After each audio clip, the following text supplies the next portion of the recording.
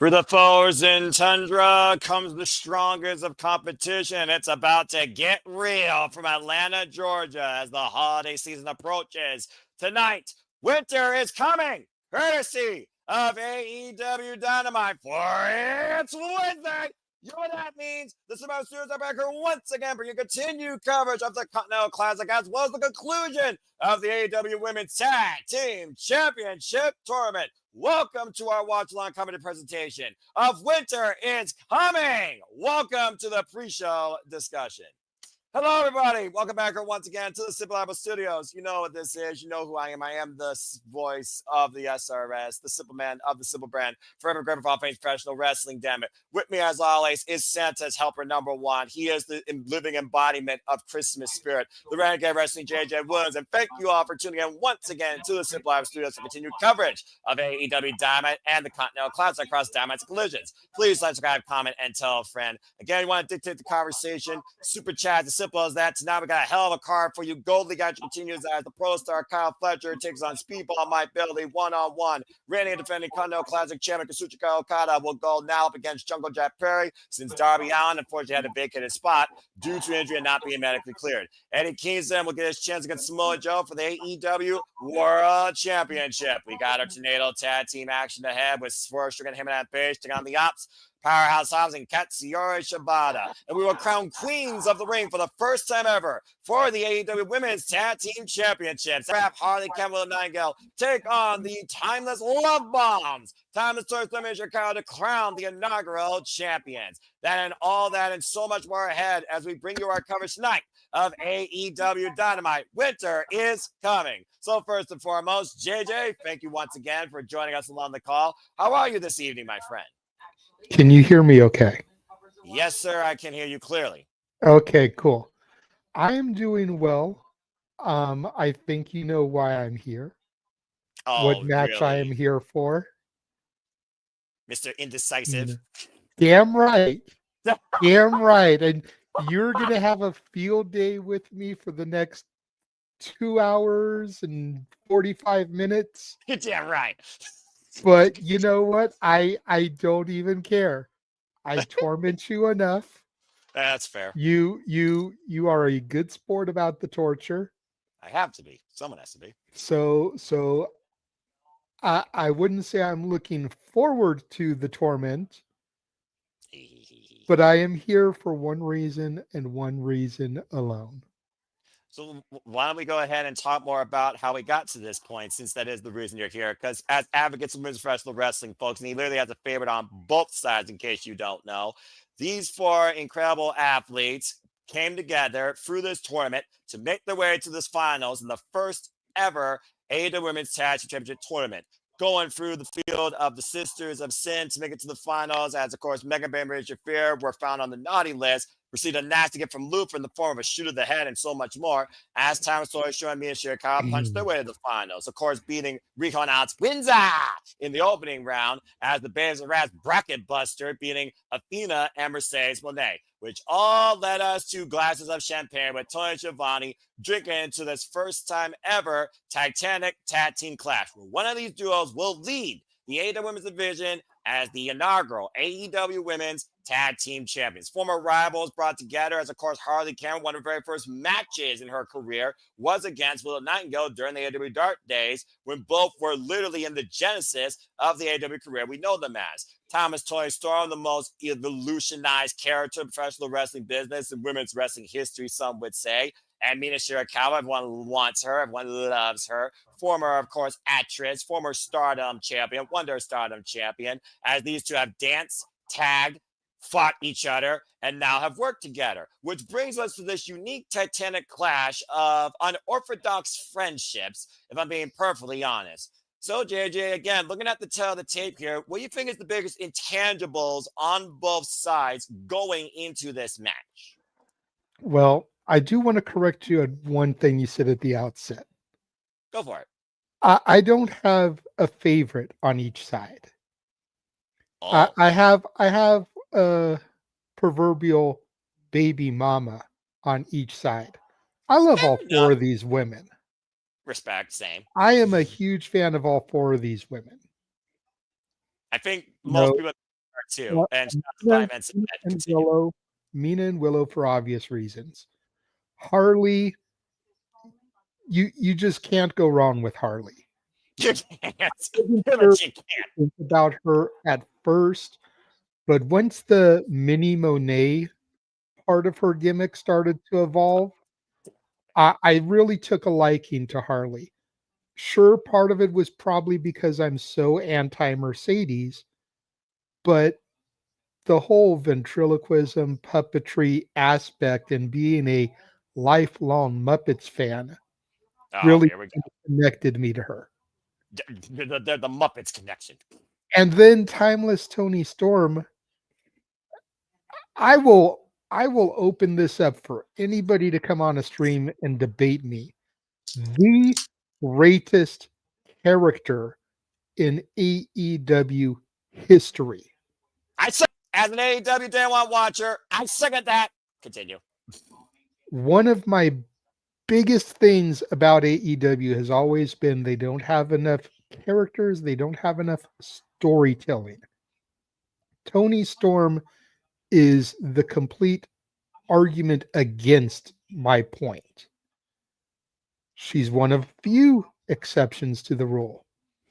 But you go back, you look at the Motley Crue rocker Toni Storm that we first got when she debuted, her evolution to the outcast, her evolution to timeless, Illustrious first.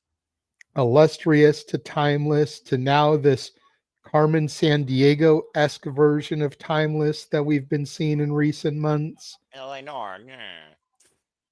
Just this entire spectrum of character. The only person in AEW that even comes close is Jericho with all of his different characters. But Jericho is on his way out. I would say Tony appears to be here for the long haul. So I just had to correct you there because I love all four of these women. Respect. That's why this match is so fucking hard for me. But consider how special it is. And there's a couple other teams that were in this too that would have made it hard. The Sisters of Sin. If it was them against either of these two, it would have been difficult. Yeah. If it was the Sisters of Sin or the Babes of Wrath versus Bane and Shafir, other bracket wins hands down. I'm not, as much as I love Megan Bane, I wouldn't be picking her and Shafir. I'd be picking the other side, whoever it was. Toni and Mina versus Bane and Shafir, I would have picked Toni and Mina. Fair enough. But any combination of the other three teams there would have made this as difficult as this is for me. And now it's official. And again, you are literally less than 2 hours away from seeing the decision play out. This, in my opinion, this has to be the main event because we're crowning champions for the first time. Right. And then going back to your point and the question that you initially asked me, I think the biggest intangible here is the experience of Toni and Mina. Not necessarily as a unit, because they're still kind of new as a tandem, but just their experience in the business. Harley is still in her infancy as a wrestler. Correct. Willow has had a few years experience, but nowhere near the level of experience as Toni or Mina, let alone both of them combined. Correct. So I think that's the biggest intangible. And if you're putting a gun to my head, forcing me to pick, which I know you want to do so badly. I'm a good simple man. I wouldn't do that to you. I think because of that, I would go with Willow and Harley for my winners. Because it would be an upset. It would be a Cinderella story. It would be a Christmas miracle, if you will, as we're here promoting Winter is Coming. Harley alone with her evolution this year, going back to that rivalry with Mercedes to where she is now, I feel she kind of deserves a championship as a reward for everything she's done. I feel like Toni and Mina would be okay eating the L because there's bigger and better things coming for them. Well, considering Thomas Toy Storm, and well said, by the way, JJ. Thomas Toy Storm, record setting 4-time AEW Women's World Champion. Mina Shirakawa, former Ring of Honor Women's World Television Champion. Harley Cameron, yet to hold gold in her young career, the youngest competitor in this match from an in ring career perspective, to your point. And Willow Nightingale has been one of the most proverbial accomplished baby faces in the AEW Women's Division since its inception. Former TBS champion, former Drew Strong Women's Champion, former CMLL World Women's Championship challenger, not to mention, of course, former Owen Hart Foundation tournament finalist. And again, her and Harley, they go all the way back to the very beginning of both their careers in AEW when Harley Cameron took Willow Nightingale on during the AEW Dark Days. I sometimes miss that program of exhibition showcases for the next evolution of the business. But either way, it's definitely going to be a unique clash where you lose everything to regain anything. That is the story of Mina Shirakawa and Thomas Storm, to your point, that really developed at Wrestle Dream. So this truly could be a new foundation, or honestly, a nightmare they may never wake up from. And for all we know, it might lead to some more drama in the women's division with those two. But I think as Harley Cameron and Will Nightingale goes, smile anyways, as of course I wait for the show to begin, as of course I use HBO Max, folks. I'm pulling for Harley Cameron and Nightingale as we go inside the arena. Whether it's the main event, whether it's the opener, we are here tonight to witness history for the continued evolution of the AEW Women's Division as we bring you now officially in to Winter is Coming. Hello again, everybody. Noah Foster, Renegade Wrestling, JJ Williams. We have a stat card here tonight on a show that is sure to follow a lot of surprises as it has in the past. Again, the AEW Men's World Championship will be on the line. Samoa Joe defending against Eddie Kingston. Tornado Tag Team match, Swerve, Hangman Page versus Powerhouse Hobbs and Katsuyori Shibata, probably most lethal duel ever. Ahead of going across the pond to Manchester, we'll hear from TNT champion Mark Briscoe ahead of facing Darren Garcia. As the Continental Classic continues, People Might Believe goes one-on-one for the first American against the Proto Star, Kyle Fletcher. We'll see if Kyle Fletcher's streak is broken. And Jungle Jack Perry takes the spot of Darby on the Nice. He takes on reigning and defending Continental Classic champion, in America, Kazuchika Okada. But JJ, ladies first, let's start with some history. And it's time now to crown the inaugural AEW Women's World Tag Team Champions, the Babes of Rap and Tournament Shirakawa. Kick things off. Pause. I'm still getting the rundown. As soon as you see Toni Storm, Great Titantron, let me know. Will do. All right. And again, folks, thank you for tuning in. Please like, subscribe, comment, and tell a friend. You want to dictate the conversation, super chat, or PayPal of Passions. It is truly as simple as that. Oh, baby. This is the number one reason I'm here tonight. Toni. All right. Lights. Put the hat on. Yep. That being said, okay. JJ, lights, camera, action, championships. It is time for our tournament finals. Justin Roberts, take it away. Now, I do have a question for you regarding Jack Perry, but we can get to that after this match or when we have a commercial break. As always, fuck television.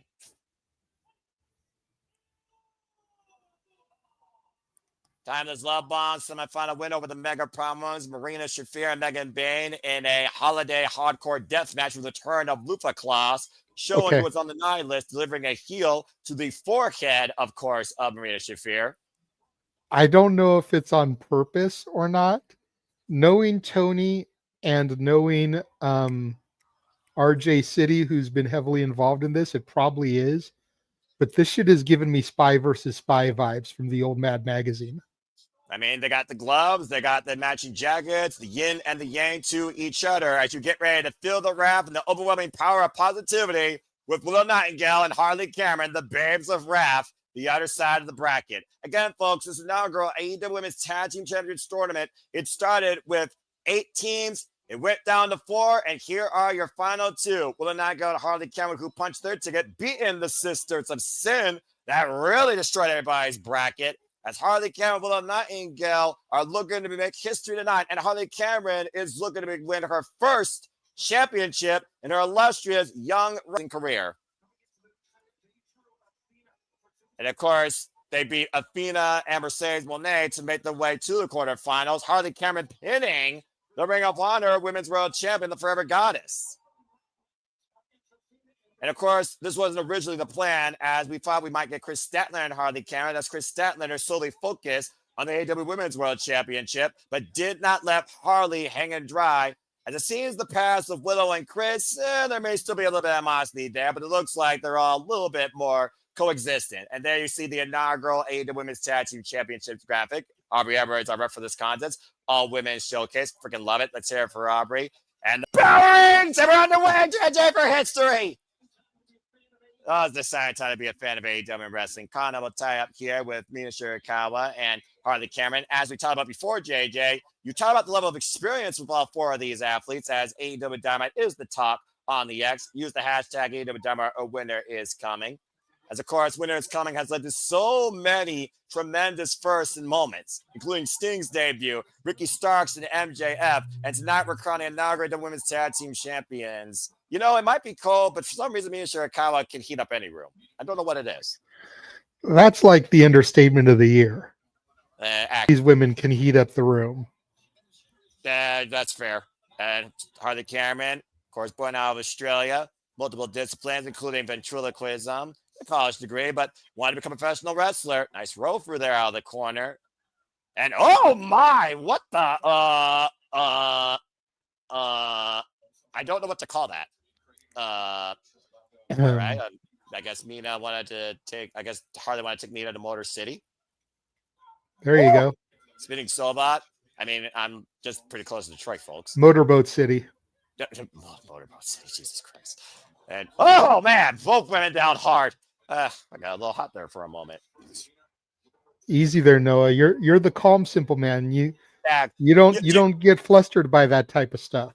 I get flustered by incredible women in wrestling, and I'm looking at my favorite women's division right now, good women's tag team champions. This is my moment here, and oh my. And Toni Storm getting a whiff of Willow doesn't know what to think about that. Like, it kind of caught her off guard for a second. Well, let's be honest here. We didn't think about this. Willow Nightingale was not one of the victims during Timeless Toni Storm's run as AEW Women's World Champion in either case.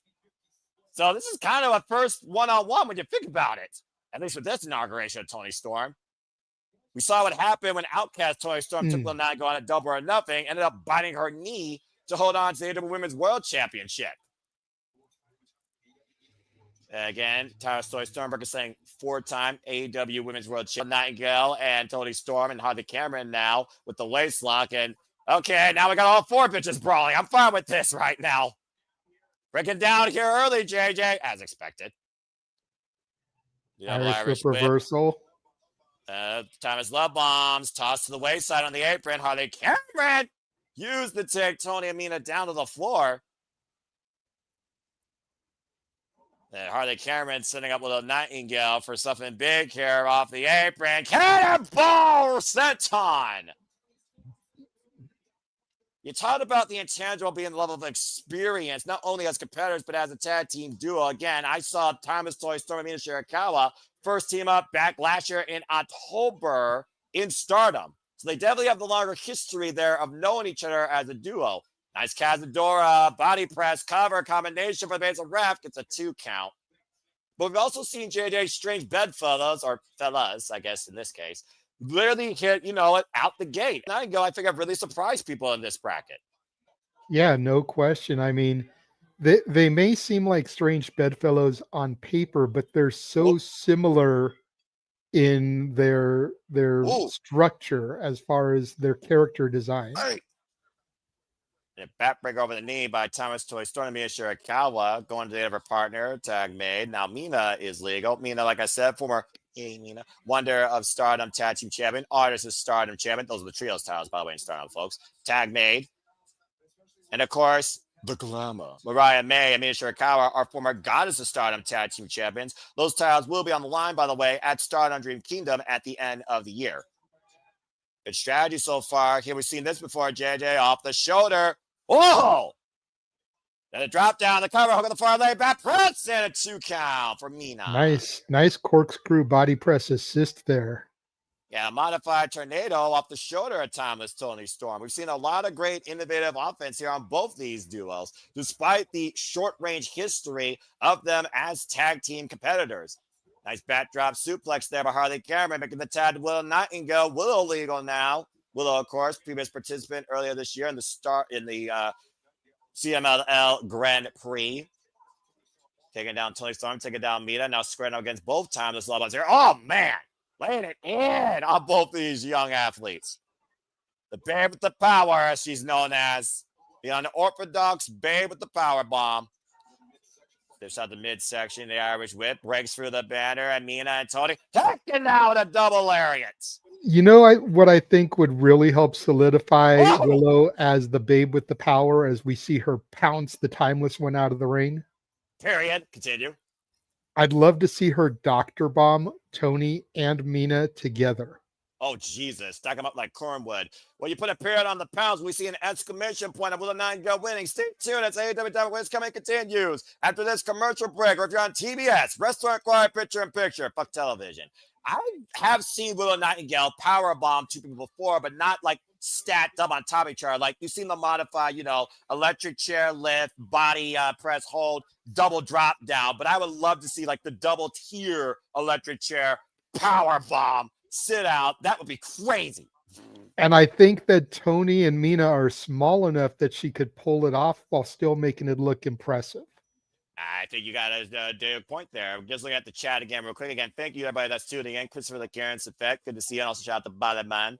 It's got Toni Storm and Shirakawa winning. Don't care which team wins because they're holding it for the Sisters of Sin. Well, we talk about again, you set up being another first. You're the first. But to be the chasers turn into the chased, it's going to be one of those things you got to see which of these duos can handle that pressure based on this result. And I do think Sisters of Sin is a very strong first candidate to be the ones that have the champions in their crosshairs.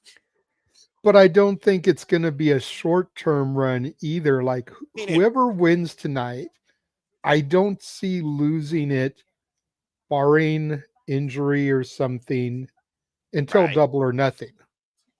Wow, you've got to establish the inaugural champions and give them a solid run. Revolution is only 3 months.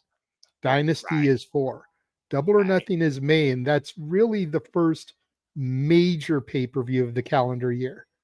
Yes, you can argue Revolution is one of their big 4, but I look at like Double or Nothing, Forbidden Door, All In Out. Those are like their biggest shows of the year, in my humble opinion. So if you want that would be like losing the tag titles at the Royal Rumble.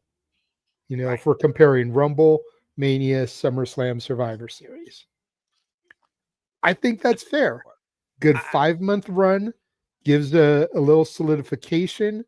We can build to something with Willow and Harley because, again, we've stated numerous times that they were kind of thrown together. So to see them break up and one of them turn on the other, while you don't have to go that route, it would make sense since, the pairing kind of was last minute. Right. Same with Toni and Mina. Even though they've got more history and Toni going heel or Mina going heel out of frustration would probably be way more believable, And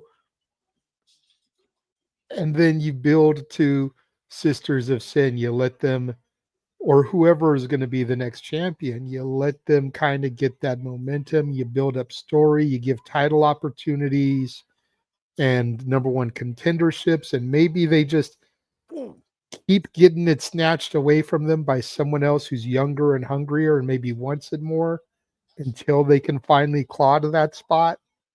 You can make a story out of it so that when Sisters of Sin get it, if they are the next person, as Chris says, keyword if, then it really feels like they earned it and almost face turns them in the process.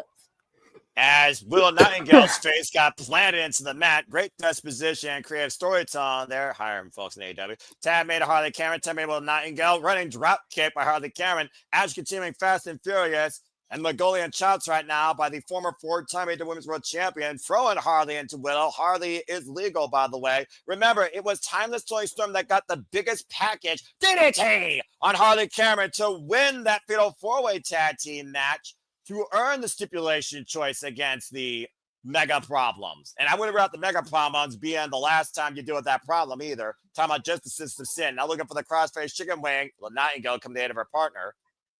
And Tab made the Mina Shirakawa. Get to the midsection. And either way, though, JJ, you got to think about whoever holds the gold here are going to have so much confidence going into New Year towards anything. Katsuyori rode through by Mina to Harley Cameron. Now trying to lock Harley in the glamorous figure leg lock. Hooking up Willow. And a double takedown with the DDT wrench of the legs. Great double team maneuver there by Mina Shirakawa. Former Undisputed British Women's Champion, might I add. Noah, I know you try to contain yourself when it comes to the, for lack of a better term, the sex appeal of the women competitors. Yes. If Mina were to win, do you think she would do a Stacy Keibler-esque photo shoot when the damn Dudleys had the tag titles next to a Christmas tree? No doubt in my mind. And Timeless Toni Storm would literally be her Santa baby. And right now, Willow Nightingale and Harley Cameron and Toni Storm trying to help each other or hurt each other here, as Harley and Mina are still locked in place. By the way, for those that are wondering, Harley and Mina are still legal. Now, Willow Nightingale tying up the legs of Timeless Toni Storm. I'm not sure what this is supposed to do here. I was saying, we got all 4 women tied up in the middle of the ring. And it's in a ring, folks, not what your mind might be thinking about. I don't know what you call a 4-way. I know a 3-way is a menage a trois, but that's a whole different conversation. No, a 3-way is just a threesome. Well, depending on where you are, it's quite more fancier than that. I'm just going to leave it at that. Thank you, Steve Harvey, Family Feud. And now Willow and Toni both getting shot by Harley and Mina. Oh, that's headbutt. Jesus. Oh, God. That's one way to give some head for the holidays. And Sling Blade take down all 4 of these incredible athletes down for now. And we must have a winner here, by the way.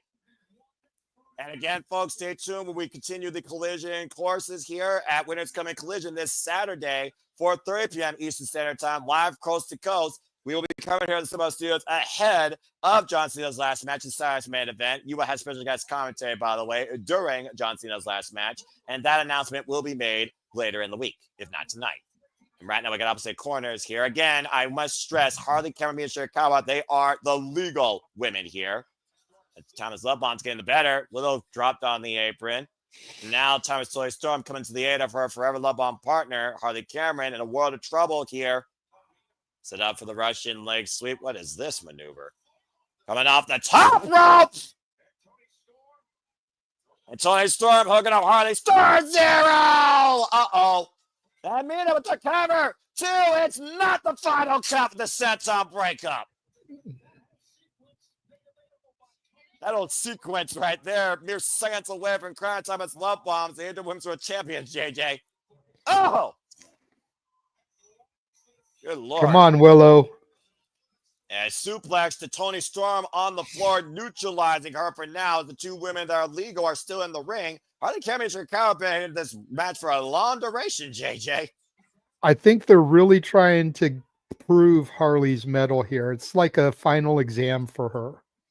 Oh, you know what I mean? Elbow. Yeah. I'm not sure that rolling elbow, though, was an F or an A for her. Went for the buzzsaw kick, just grazed Harley Cameron's head. Follow-up roundhouse to the shoulder. Harley rocked. Spinning back fist! And Harley Cameron, earlier this year, suffered from a broken nose from the Megacyst. Let's not forget about that. Mina Shirakawa could definitely exploit that injury. But instead, might be looking to put her away with the glamorous Mina driver hoisting up Harley. Oh, wait a minute, Harley. It's a finishing move! It's a finishing move! Tap in a Willow! I never thought I would call that. And now Willow with Dr. Bomb. 1, 2, 3. We got 2 champions! The Best of Wrath win!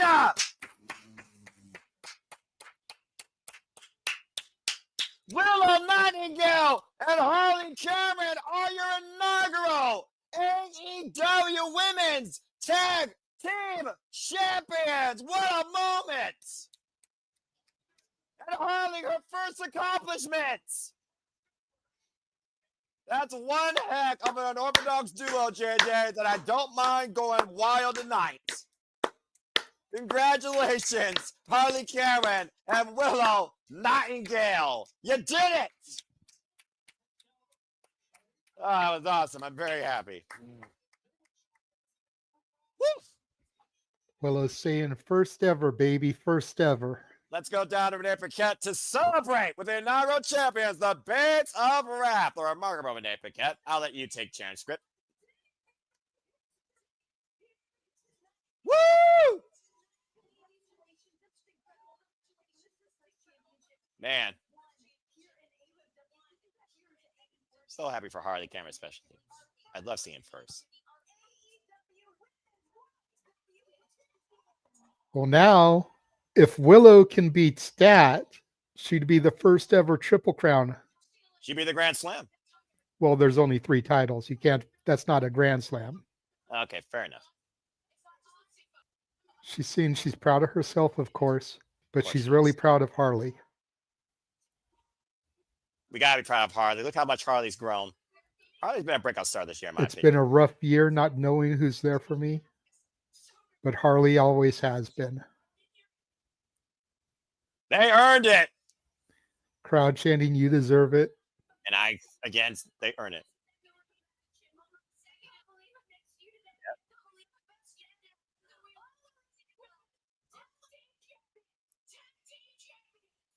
Yep. There you go. Celebrate.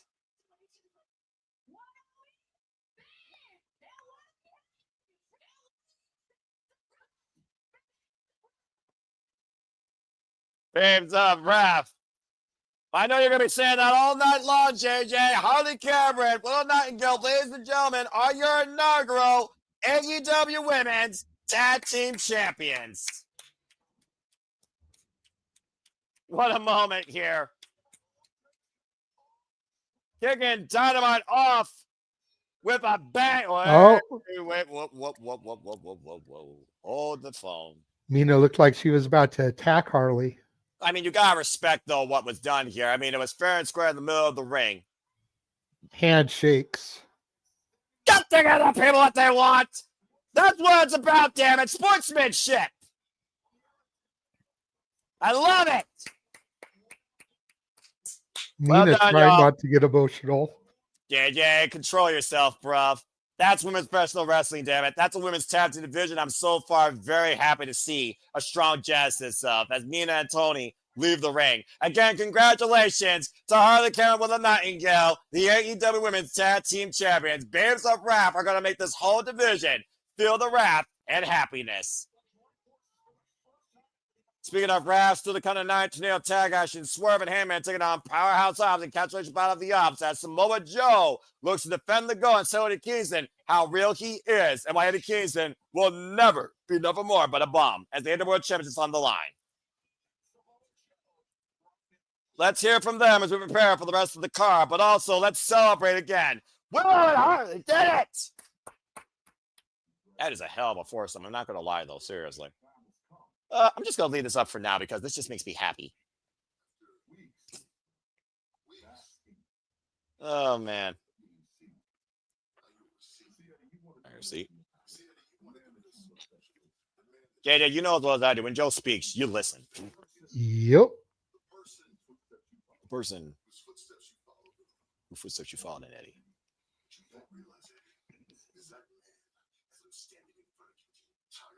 What you don't realize is that man's been standing in front of the entire time. This is the real me. I am ruthless by design. I do not care about men like you.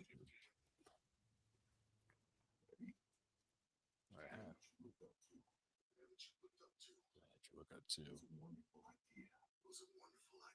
Was that a wonderful idea? The man's going to beat your ass tonight. Oh, this is the man who's going to show the reality of what this industry is.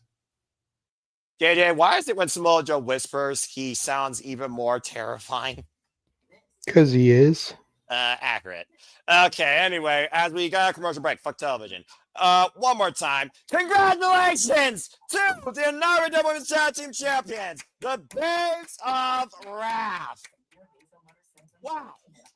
Well, JJ, now we got a moment to breathe and you got a moment to recompose yourself.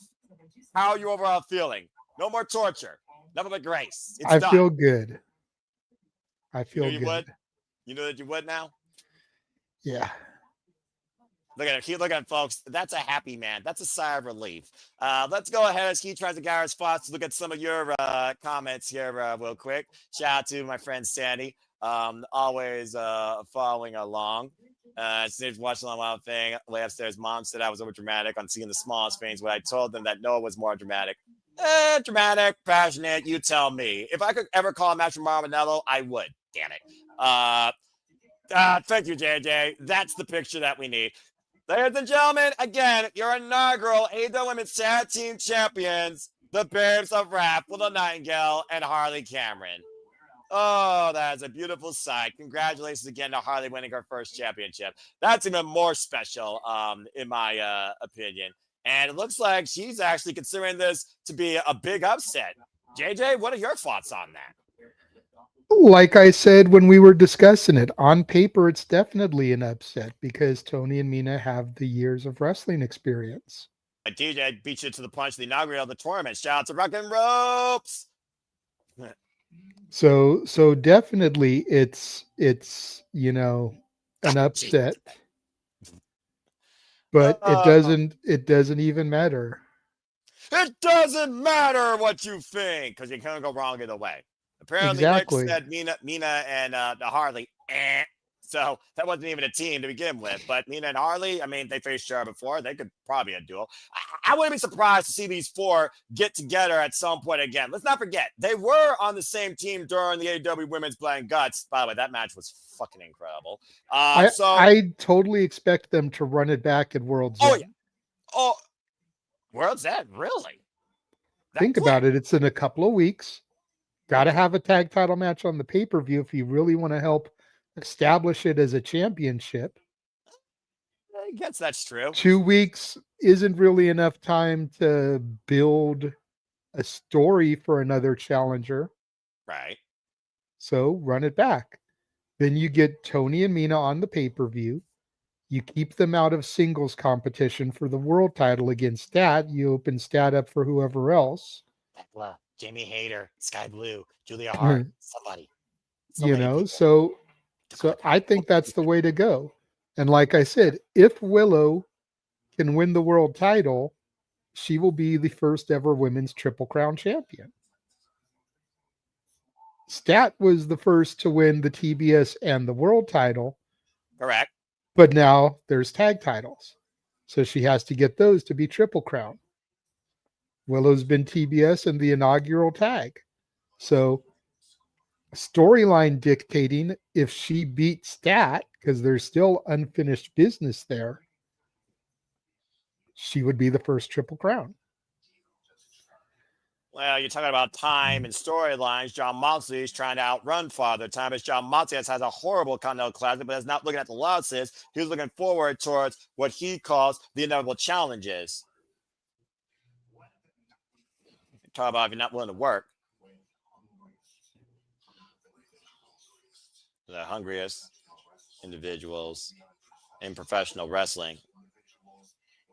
That's why we are the hardest working. Well, your hard work is definitely violent, but I don't know if that dictates the hardest work, but it definitely has paid and mixed results. We choose to win. I understand having a different mentality for the business, but at the end of the day, this business, at least in AEW, in my opinion, much more about wins and losses. And Darren Garcia has a huge chance this Saturday to take the TNT championship from Mark Briscoe. And both those men are hardworking and violent, although one's far more technical than the other. So I don't know. That match has me split both ways. That being said, time to talk about more of the Continental Classic as we go into the Gold League. Tarzan Boy 9 copyright. Time for Red Mecha! Kazuchika Okada versus Jungle Jack Perry. Again, for those that are wondering that have been following the Continental Classic up to this point, Darby Allin unfortunately suffered apparently a sustained injury that the medical did not clear him for the duration of this tournament. So he has been relinquished of his spot, meaning Jungle Jack Perry has been put in now the wild card, which changed the entire dynamic of the field. As of course, you now look at this field, none of these men knew they had Jungle Jack Perry waiting for them. He also does take Darby Allin's score. So no one gets a bye here. They have to go for Jungle Jack Perry in place of Darby Allin. That's got to change some of these folks' mentalities. We go down to Renee Paquette here to bring more of the tail of the tape. See, that was going to be my question is, does Jack get Darby's points, or does Jack have to rematch against whoever Darby fought to see if he gets points or not? But you just clarified that. So, yep. And as because that was going to be my question, because Jack Perry, I don't think it's fair that he inherits Darby's points when he didn't fight Kevin Knight. Well, if you choose Jack and Kevin Knight might be a different result than Kevin Knight and Darby was.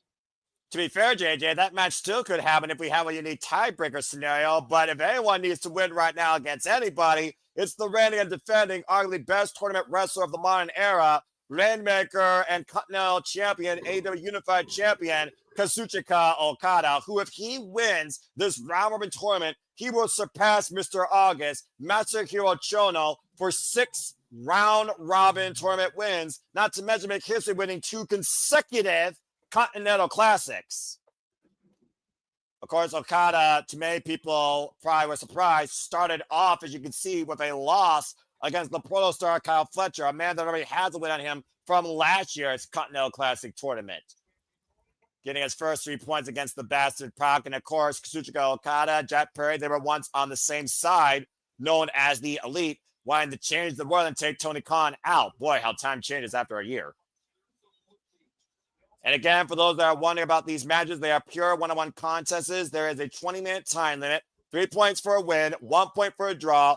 Everyone is banned from ringside. If anyone gets involved, they are fired from AEW. As you see Don Callis on commentary, rooting on his proverbial golden goose, from being perfectly honest here, JJ. Or is he? Or is he the golden goose anymore with Kyle Fletcher, with Konosuke Takeshita? The jury is out. That's a fair point as well. Jack Perry coming in hard and heavy, taking it to the Rainmaker in the early going. I mean, when you get a low blow, you're going to try and get payback. Let's not forget, he got low blown instead of his dinosaur by Okada last week on Dynamite. Aubrey refereeing this match again. Back-to-back work for Aubrey Edwards. One of the hardest working individuals in and out of the ring, lover of small creatures. Nice cigarette to here is by Jungle Jack Perry, and Jack Perry with the top bag suits here on the outside. Jack coming out of the gates hot here, to your point. Jungle Jack Perry, not Jungle Boy Jack Perry, folks. Jungle Jack Perry, a hybrid of what he once was, the worst and the best. Nice Irish whip there. First ever one-on-one encounter, by the way, with Kazuchika Okada and Jungle Jack Perry. Jack Perry, former TNT champion, former AEW World Tag Team champion, the Irish Whip, former FTW champion by Okada. Of course, Okada, one of the strongest mental games in the business, working smarter and not harder. Dang! Oh, man! Huge drop kick, though, and Jack Perry might have extended his ankle there, JJ. Could have. We talked about before how easy it is to tweak your leg when it comes to those type of high-risk moves based on the landing or execution. You can ill for an injury during this Roman tournament cover, but Jack Perry gets a 2 count. Jack Perry has 4 tournament matches left, by the way. Kazuchika Okada, after this, will only have 2 tournament matches left. And Konosuke Takeshita already has surpassed him as a block leader in the Blue League, JJ. To your point earlier about who truly is Don Callis' crown jewel. Man, December is always an incredible one for AEW with the Continental Classic, and the course culminates at World's End. Night flying elbow into the cover, hook on the far leg, and a 2 count. Kazuchika Okada, of course, who beat Ricochet and Will Ospreay on his way to the finals last year, winning the Continental Classic at World's End. With his only loss being to Kyle Fletcher and its only draw to Daniel Garcia. So far, there have been no draws in this year's Continental Classic tournament. Jack Perry trying to take the eye out. Meanwhile, drop kick! Oh, man! To the floor. Good Lord. Awkward landing again as he grabs that ankle. Shuji Okada with a treasure cat smile. Yeah, imagine Jack Perry getting injured here and getting taken out immediately following this. What do you do then? Another alternate, but who? I guess that's a question for higher ups. Again, look at this drop kick and watch Jack Perry's landing. Yeesh. Yeah, I'd maybe throw in one of the people you just mentioned and throw Ricochet in here. Well, I mean, he's busy with the AEW National Championship, coming off 2 defenses, one in Ring of Honor, one the second day, of course, at Collision. Same back-to-back residents, of course, at GalaxyCon, Columbus, Ohio. A shout out to my fellow Ohio All Elite fan base. Hard Irish whip over the barricade into the All Elite fleet. Goes Jack Perry. And countouts do matter here. 10 count on the outside of the ring. Okada seems very comfortable right now in where he is currently during this match. He's coming into the start of this tournament with a goose egg, recovering after his win against the Bastard Pack. Now 2-0 against him since that AEW Dynasty match last year.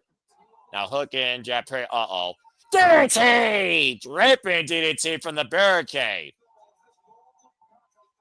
Perry's in a world of trouble as Okada looks to pass the Pro Star in the entire field. Will he make Jack Perry his bitch? Stay tuned after this commercial break. Fuck television.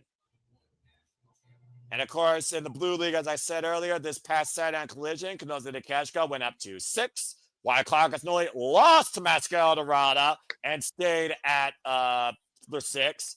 Could have took the lead, actually. And of course, Jon Moxley lost to Kenosuke for the first time, stays at 3. Roderick Strong is still 0 after Orange Cassidy beat him, as Orange Cassidy also earned his first 3. So it's still a dead heat across both blocks. Again, folks, the top person with the gold faced the rub with the blue. The top person with the blue faced the rub with the gold. Both those matches will take place at World's End and will culminate the same night with our finals, crowning this year's Continental Classic champion.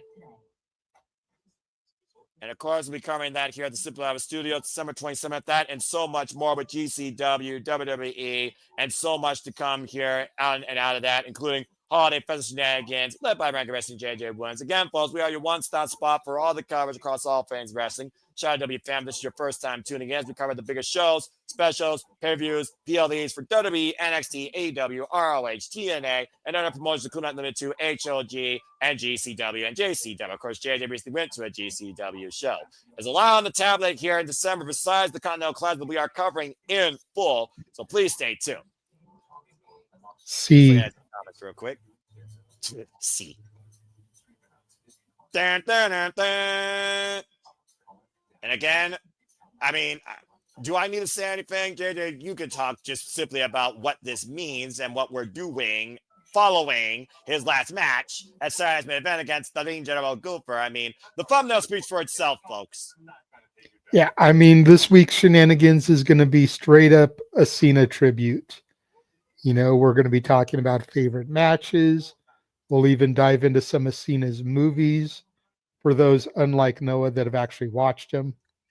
When I was once a wee lad. Once a wee lad, but yeah, you did. I did watch one movie. Only one movie with him in it. It was the original Marine. Never watched anything else after that. So I did see one thing. Me and my mom watched that. Continue, though. But, you know, movies, moments, promos, matches, the whole 9. Always got to give me with the movies things. Always got to give me with the movies. Of course I do. Of course I do. And then the week after. Oh, bloody hell. What the hell? What sort of thumbnail is this? JJ! Well, anyway, while JJ right now is putting everything he wants underneath the proverbial Christmas tree, Kazuchika Okada is looking to put his foot through the face of Jungle Jack Perry as we can return back here. I tried to pick a woman to represent each of us, okay? Under pressure. You've got Trish for Jeff. Of course. You've got Tiffany Nieves for Walter.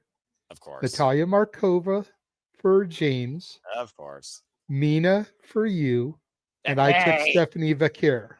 I wanted Willow, but the one I found of Willow, part of her body was getting erased when I tried to turn it into a PNG. So it wasn't looking right. So I found that one of Stephanie Vaquer and I rolled with it. All right. Well, fair enough. And I can respect that. And then you got to have Santa Claus in the background overlooking everything.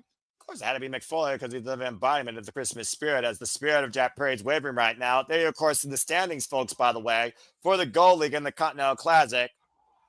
And the Blue League, of course, leaders right now. Oh, God! What a lariat!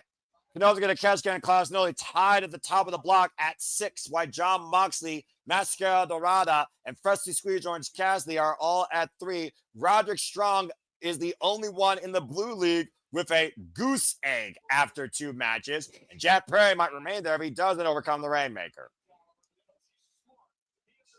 And right now, you hear Aubrey Everett starting her standing 10 count as Don Callis. Again, F Don Callis. You all know the chant, folks. Back elbow strike.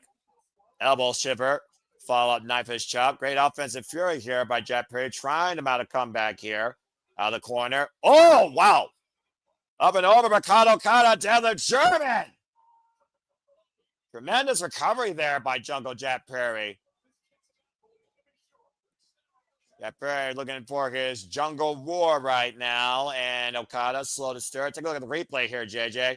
Almost lost his footing there. Sidestepping Okada, sort of. And then clutching him with a deadlift German. Cover! Kick out at 2. Very good adaptation here by Jungle Jack Perry. Of course, you need that adapt when you're facing Kazuchika Okada, especially when he's fueled by freaking miscellaneous shenanigans, courtesy of Don Callis. Big boot by the Rainmaker, putting every young kid in its place since freaking Kato Kiyomiya and New Japan Pro Wrestling and Pro Wrestling Noah. Backbreaker over the leg. You see up on your screen the rest of the schedule for the Continental Classic, AEW Dynamite 34th Street, Christmas Collision, Holiday Bash, and of course World's End will culminate it December 27th. Scoop Slam by Okada, now looking to send the ropes. And Okada might be looking for that elbow drop to the heart. And Cameraman, get ready for my one shot, Atlanta, Georgia. Fuck you. Shaking bastard! Freaking Okada. Beach. Okada pulling up Jack Perry, wrist control. Whoop, Jack Perry dusting underneath. Looking at Okada for the poison run. Okada scouting it. Rebound the ropes. Drop kick up and over goes Jack Perry. The forward force of Okada's drop kick. And now the rip. Jack Perry scouting again. Gets him with a super kick. Now hooking Okada. The poison rana. Reverse Hurricane Rana by Jungle Jack Perry. Looking to send Okada's hopes of winning to extinction. Running knee strike connections to have the cover too. No! So close. So damn close. Wow. For somebody that's put into the Continental Classic for the first time ever impromptu, let alone his first time one with the Rainmaker, Jack Perry bringing it tonight. That winner is coming. Crowd chant, this is awesome, and I agree. Of course, the Gold League has to prepare for Jungle Jack Perry. They can use this match as scouting. Now, Okada, this is something rare you don't see. Okada trapped in submission. And now looking for the STF. Okada biting the wrist, though, of Jack Perry. Remember, Jack Perry bit the middle finger of Kazuchika Okada, so I guess that's karma. Great receipt there by Okada. See, we call that a bitch move. Well, how about that? Oh my God! And biting the inside of the hamstring. I hope that was what that was. Of the Rainmaker. And now the schoolboy roll up by Jack Perry too. No. And now once again, trapped in the SCF, got firmly locked in.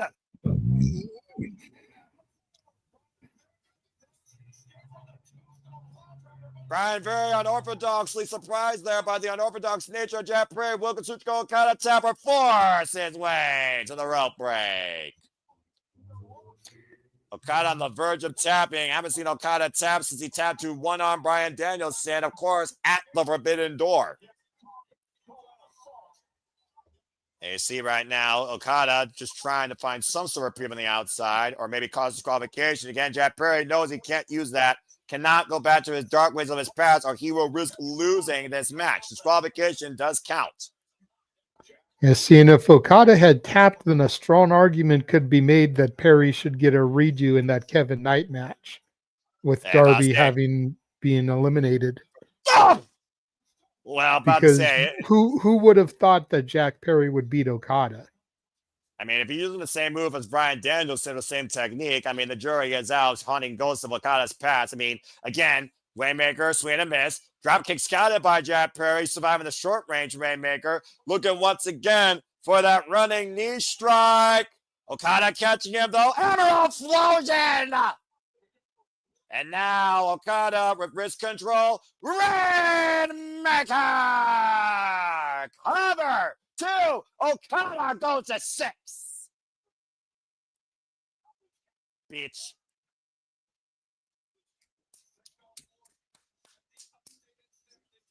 Kazuchika Okada fought hard for that one and may have had to rearrange a little bit below the belt to get there. Let's take a look at the updated leaderboard there. There you see it, folks. Okada's up to 6 after 3 of his 5 matches. And Jack Perry is so far 0-2 with 3 matches to go, as you see the prize at hand to win the Continental Championship.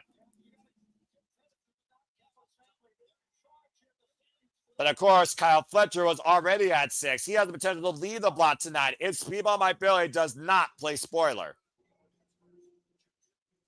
And there you see Don Callis calling in the oddities, the Don Callis family with $1 million in hand on the duffel bags. Why are we giving Don Callis a microphone? Why are we doing this? You should be doing this before the show, not during airtime. Oh, God. Can someone please mute his mic like I can mute my TV? No. Damn it. Because you know what, Noah? Like it or not, want to admit it or not, Don Callis, next to Paul Heyman, is the best manager on wrestling television today. I'll give you that. Don Callis and Japan, fantastic wrestling match.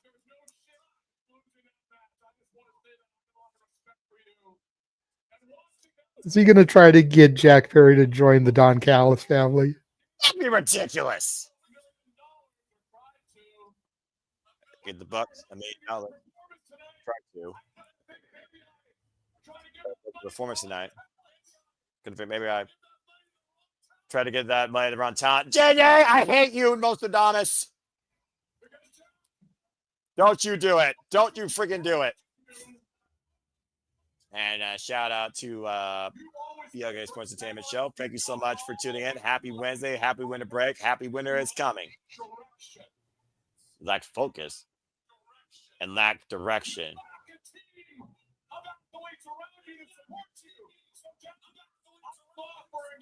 You have a team of athletes trying to support you. I'm offering you a spot. The Don Callis family. But Sandy, I'm not talking about all time. I'm talking about current. Modern. Yeah, about to say, go in a day. You could turn on a television any day of the week and see a manager. Callis and Heyman, honestly, are the only two I really can even think of. Legit, I think you're right, JJ. There's no one else. I mean, you got the Sinister Minister, Father James Mitchell, and NWA still. There's still some managers over there, but how many people watch it on a consistent basis? Kids, that's not enough for you. What are you waiting for? What are you waiting for? Someone's saying the best opportunity ever. I need an answer. Jack, remember one thing. There's some of us, and there's one of you. If you don't give an answer, I'm going to cut your strings and put you in a chair. JJ, I sense beatdown imminent. I sense a dinosaur. I sense a cleaner. I hear the battle cry warming up. Nah, I think we need the dragon dagger. Yeah, you need something. Something.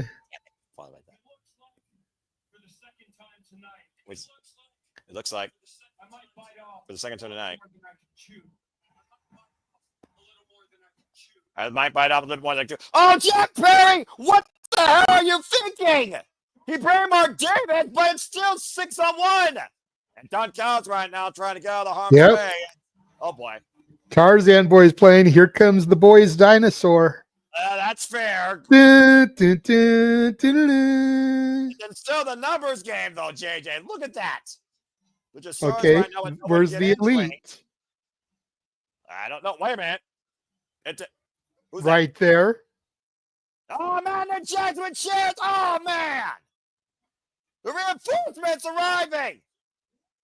Man, the Jackson with equalizers coming to the air. Can't believe I'm saying that. Jungle Jack Perry and Luchasaurus now got Hechicero and Claude Guzzo. Double choke slam by Luchasaurus. And Okada, well. Don't this look different?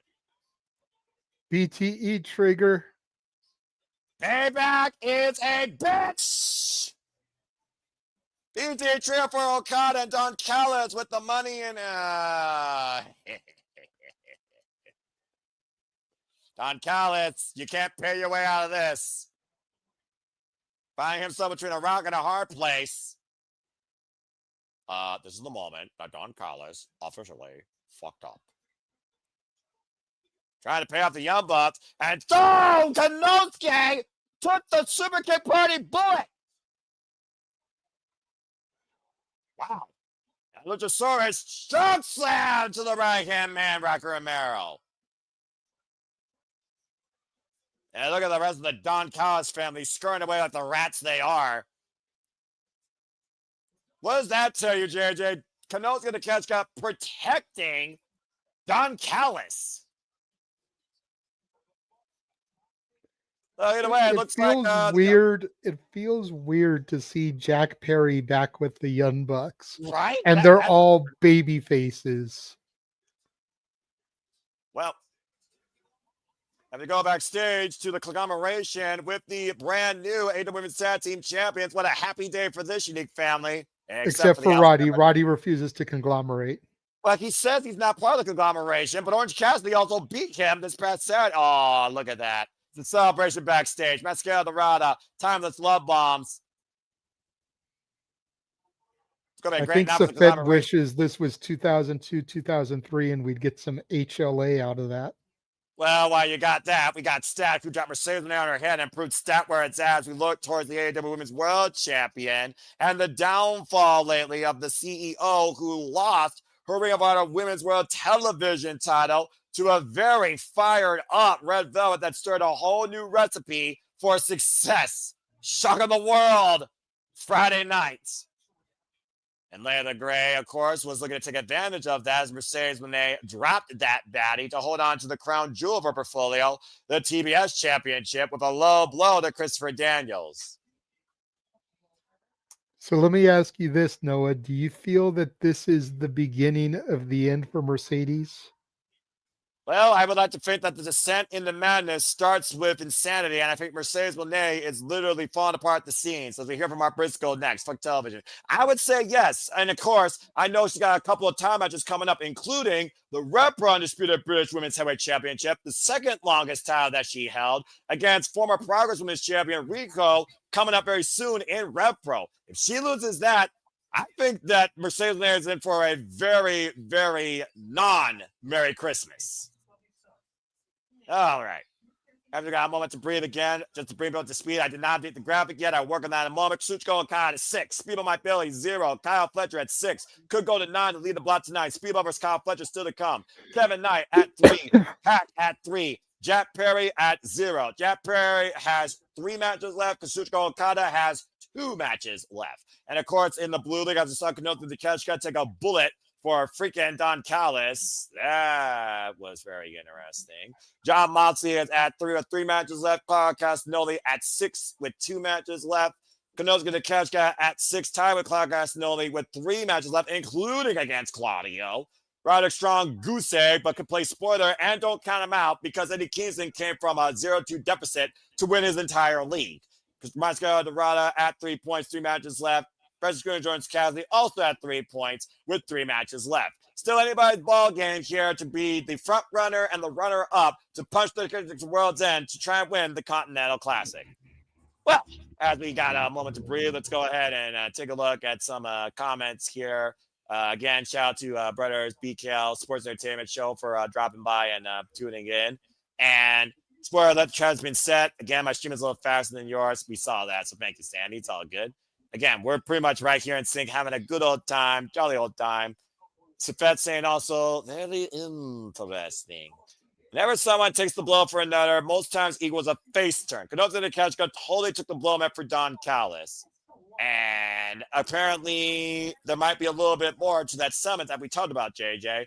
And as far as Mercedes Monet, yeah, he wishes that's happening to her too. But he also thinks the Mercedes is obligated for a rematch. Again, Safet, how much did the title matter versus the moment? She has 12 championships, including the most important one, the TBS title.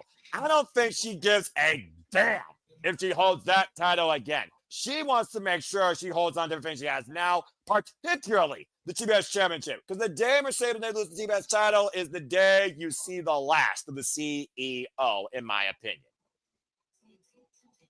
And I'm just going to leave it at that. See, I feel like, and I can't believe I'm saying this because you know how much I loathe Mercedes. Yes. I feel like she should have held the Ring of Honor TV title just a little bit longer. Because if there was ever going to be another push to try to get Ring of Honor on an actual television station, especially now with the announcement of TNA Impact coming to AMC, Mercedes Moné as their TV champion would have been the way to help push for it. And then you have her lose the title at the pay-per-view after they get on TV. Right. Get the TV deal, have her on TV for a couple of weeks to help establish the company on television, and then get it off her maybe Death Before Dishonor. Of course, talking about all the emotions Mercedes Moné's face. What about the emotions that Kingston has his whole life? And here's another guy that I can't stand, but mad props for the DMX shirt. I get more into it right now. Perspective, you look. Joe, I know you're watching. Hope you're not tripping on that.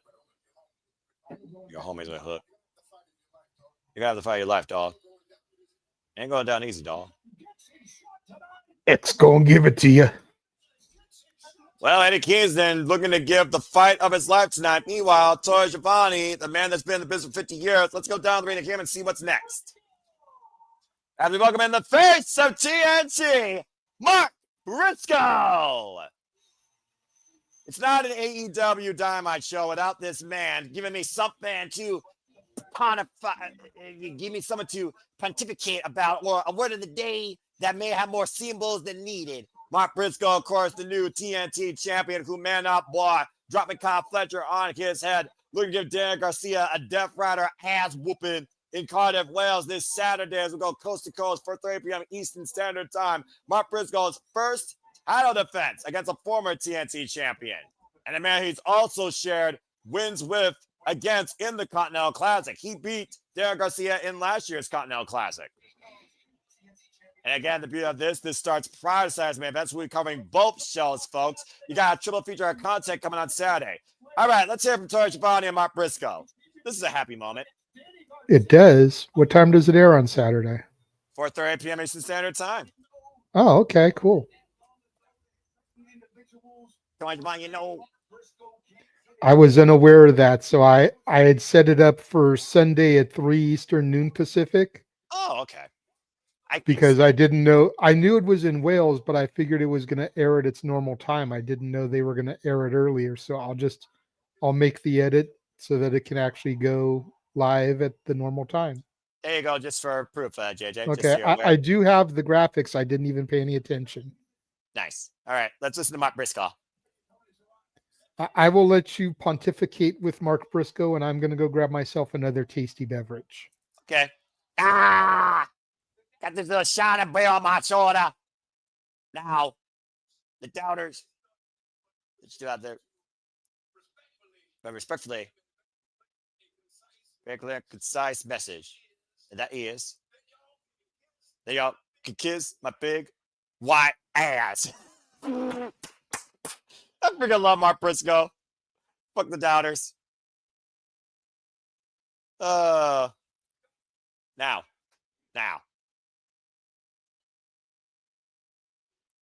We got a big white ass chant, folks.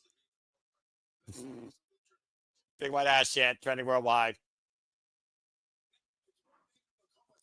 Now it's one to become a champion. It's an honor to reign and defend and to stay a champion. So that starts Saturday afternoon on TNT. Been my target, Stan Garcia. And damn it. Buzzkill. That voice is the voice of Scrappy Shih Tzu Willow Yuta. You're seeing a pin low-hanging fruit as Willow is being booed out of the building. And there's the most lethal woman in AEW, Marina Shafir, the only Death Rider I care about, not named John Moxley or Carl Castanelli. And Pac's also good too. Willow Yuta escorted by Dan Garcia. Willow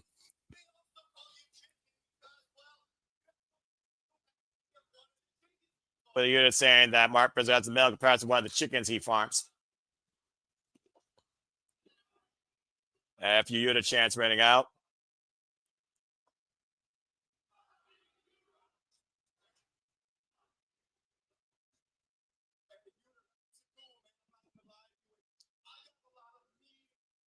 Okay, let me hurtful thing says I could probably say about Mark too. Now Dan Garcia with the mic.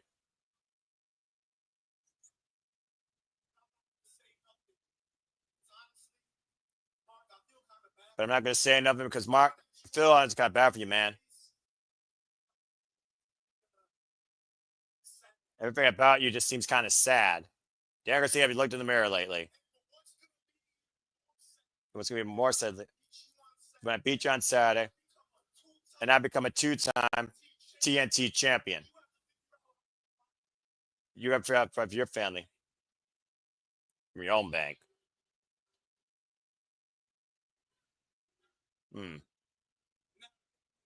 Now, Danny boy, Saturday on TNT. You got Aspen coming your way, son. But tonight, and right now, we just thought it would be on TBS. It would be a damn shame if I thrive. If you're fine folks, Alad Jr., ass whooping, right here, right for the beacon. You feeling brave, son? Make your move. All right, well, he swapped the mic, so there's the first move. And Pie Wash. Oh, the big right! Just clocked Jay Garcia. Mark Briscoe fired up. And now Yuta and Shafir trying to hold off Garcia. As we all want to see these two just lock up here. Garcia having to be held back right now by Willow Yuta and Maria Shafir, holding them back till Saturday in Cardiff Wells. Again, folks, 4:30 p.m. Eastern Standard Time. We will be covering it live. AEW Collision winner is coming from Cardiff Wells. Mark Briscoe, Daniel Garcia, TNT title.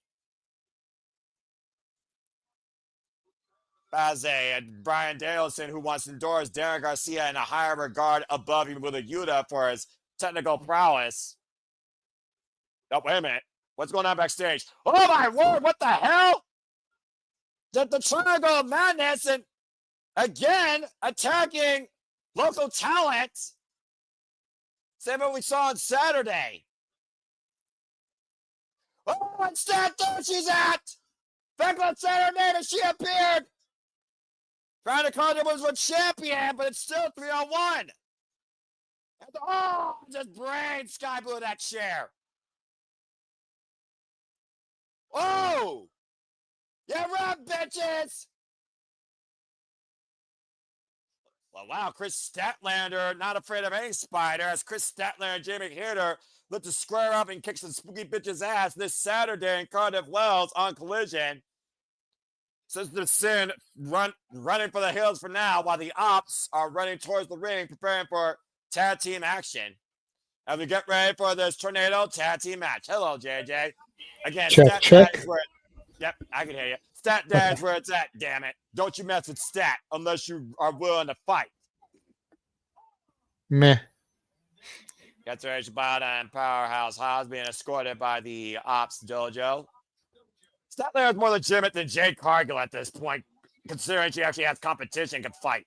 Anyway, that's a whole different conversation for another day. Stay tuned with the state of women's wrestling on a different conversation of Saturday Shenanigans, folks, down the line. Saturday Shenanigans, your weekly moderate conversation of wrestling madness, 11 p.m. Eastern Standard Time on Saturday nights. And you see, of course, this tornado tag team match as Hangman and Page and Swerve Strickland looking to pick a fight against the Ops to try and punch the ticket close to Samoa Joe in the World Championship. Cowboy Shiznak about to be unleashed tonight, and this is a tornado attack, meaning tags are not required, JJ. Anything goes. This is going to be fun. And Hangman and Page.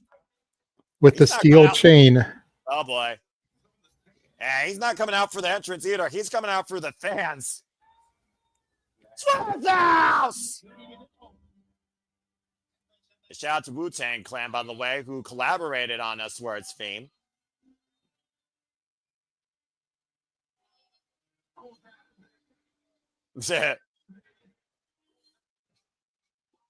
Whose house is it? Whose house is it? Prince Nana is the gift that keeps on giving, and Swerve Strickland might be the nightmare that keeps on living. Swerve Strickland also with a chain in hand. Again, Swerve Strickland, Hangman, and Page, they literally have been chained by circumstance. 2 years of lethal combat, putting that behind them at All In a sit-down where Swerve came to Heyman's aid during the Texas Death Match to liberate the AEW Men's World Championship. And Shibata and Hobbs are sending the Ops Dojo into the audience to try and fend off Heyman and Swerve. Yeah, like that's actually going to work.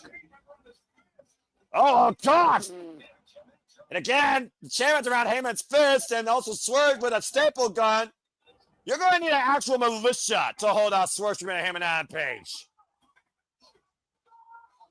And the Ops Dojo right now, the latest victims of Swerve and Heyman's newfound vendetta against Samoa Joe in the Men's World Championship.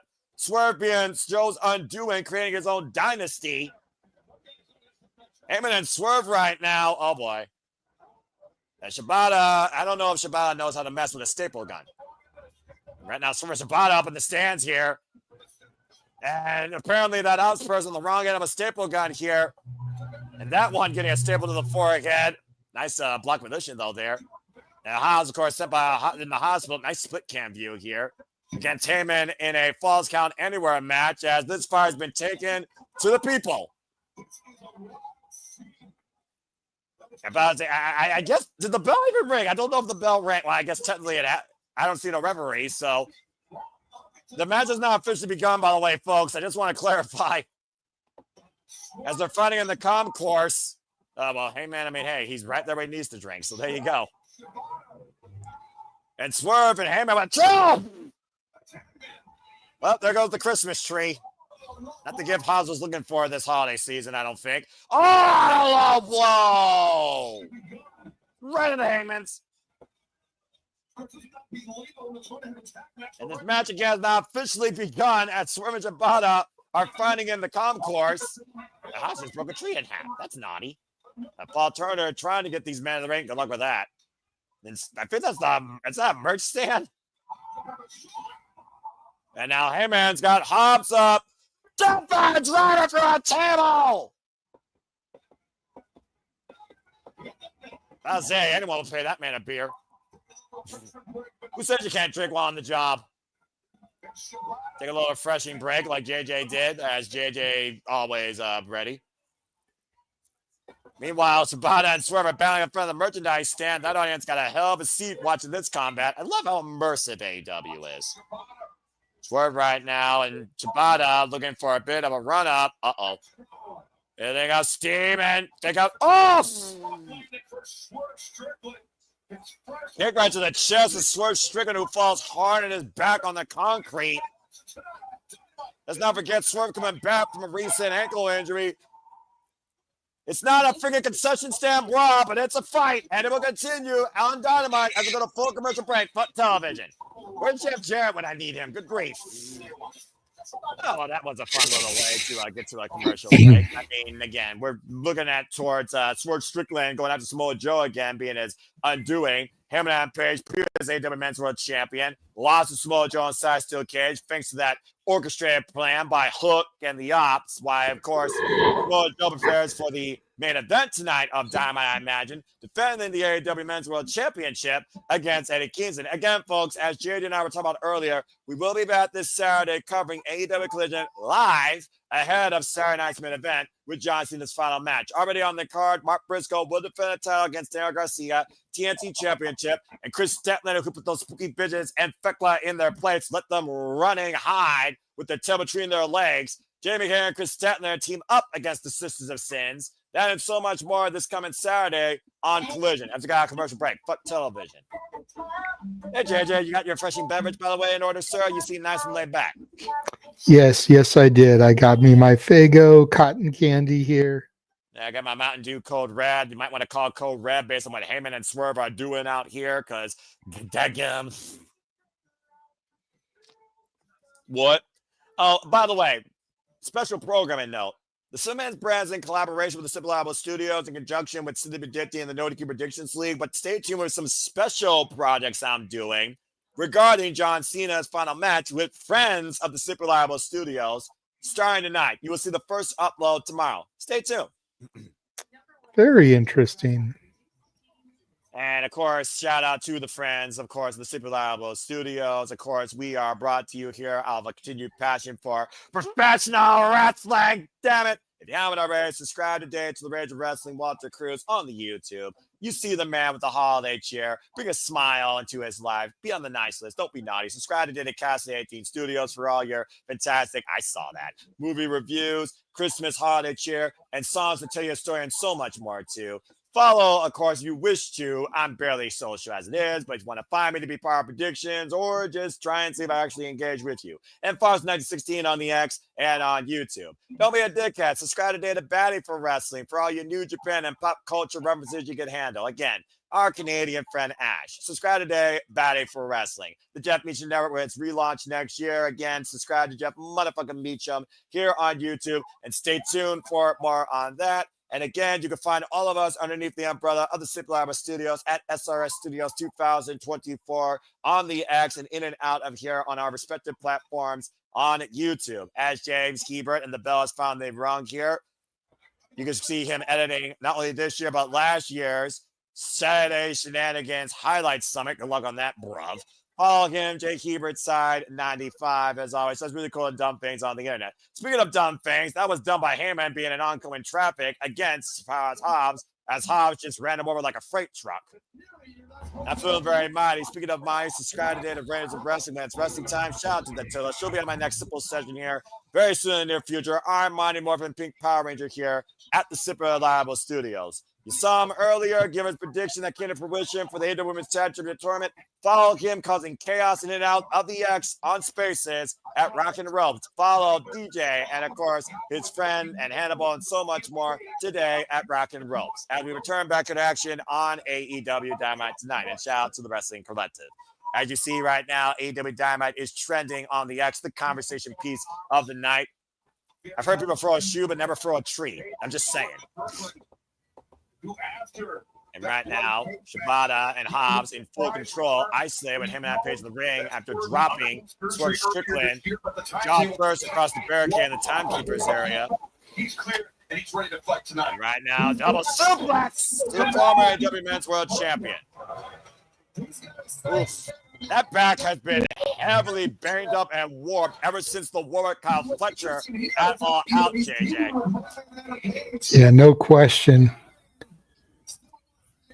Of course, Swerve Strickland teaming with him and Page for one night only, they said, following last week's collision after Swerve Strickland basically announced he's back in his house. Might already be evicted from it before he even gets sailed back in his warm comfort. Hesitation dropkick in the corner by Shibata to Hangman and Page. And right now, our main events to the night: AEW Men's World Championship, Samoa Joe versus Eddie Kingston. First time one-on-one encounter. Good God! Power personified by Powerhouse Hobbs in that deadlift power slam. Follow PK. And the odds working like a well-oiled machine here, JJ. It's what they are. I mean, there's always going to be that tension there between Hangman and Swerve. They may be able to agree to disagree for a time, but the ops are a cohesive machine.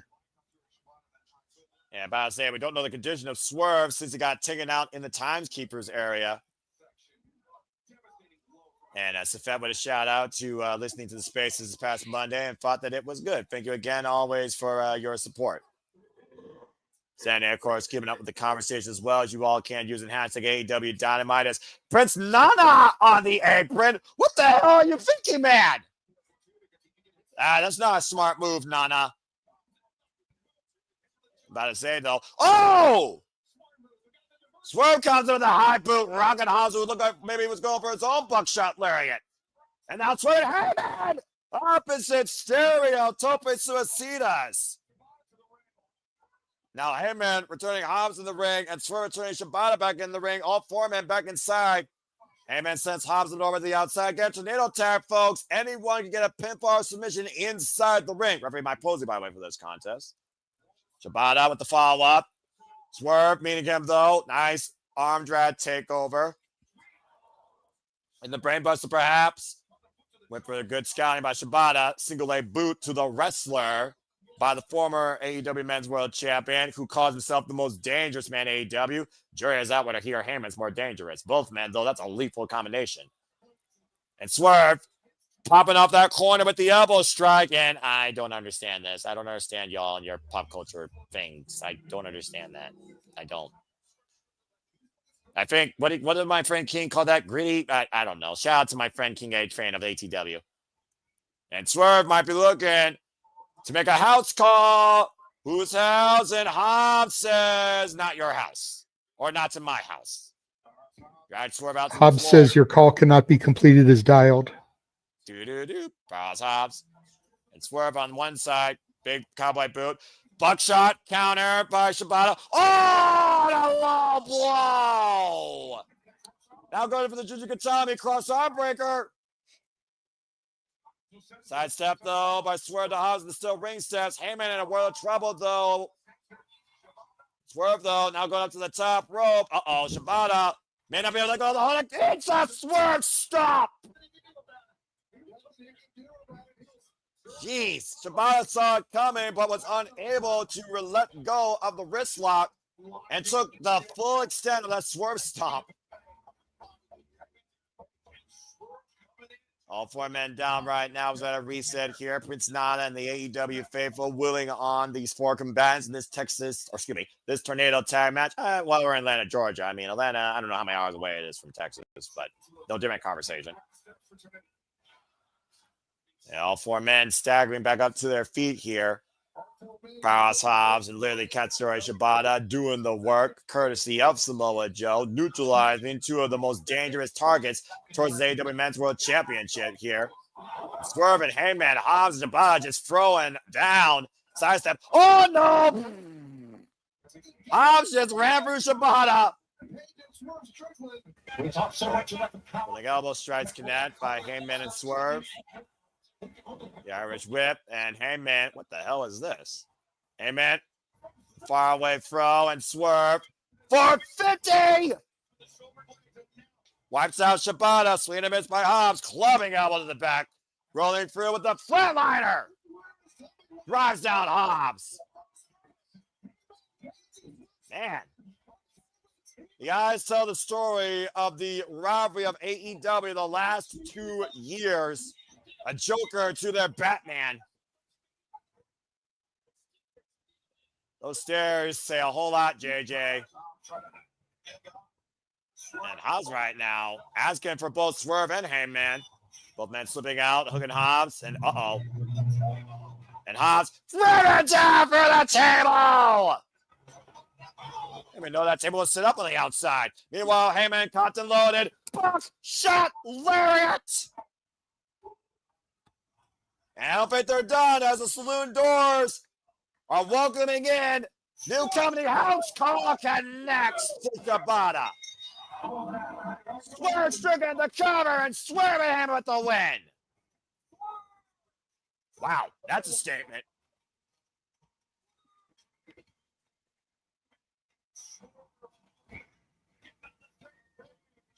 Hangman and Page and Swerve Strickland may be together for one night only, but send a very emphatic message to the men's AEW World Champion in this ongoing story. As you see Josh Alexander watching on from the back, he'll be taking on Swerve Strickland for the first time ever one-on-one, sticking his claim to be the man to challenge for the men's AEW World Championship.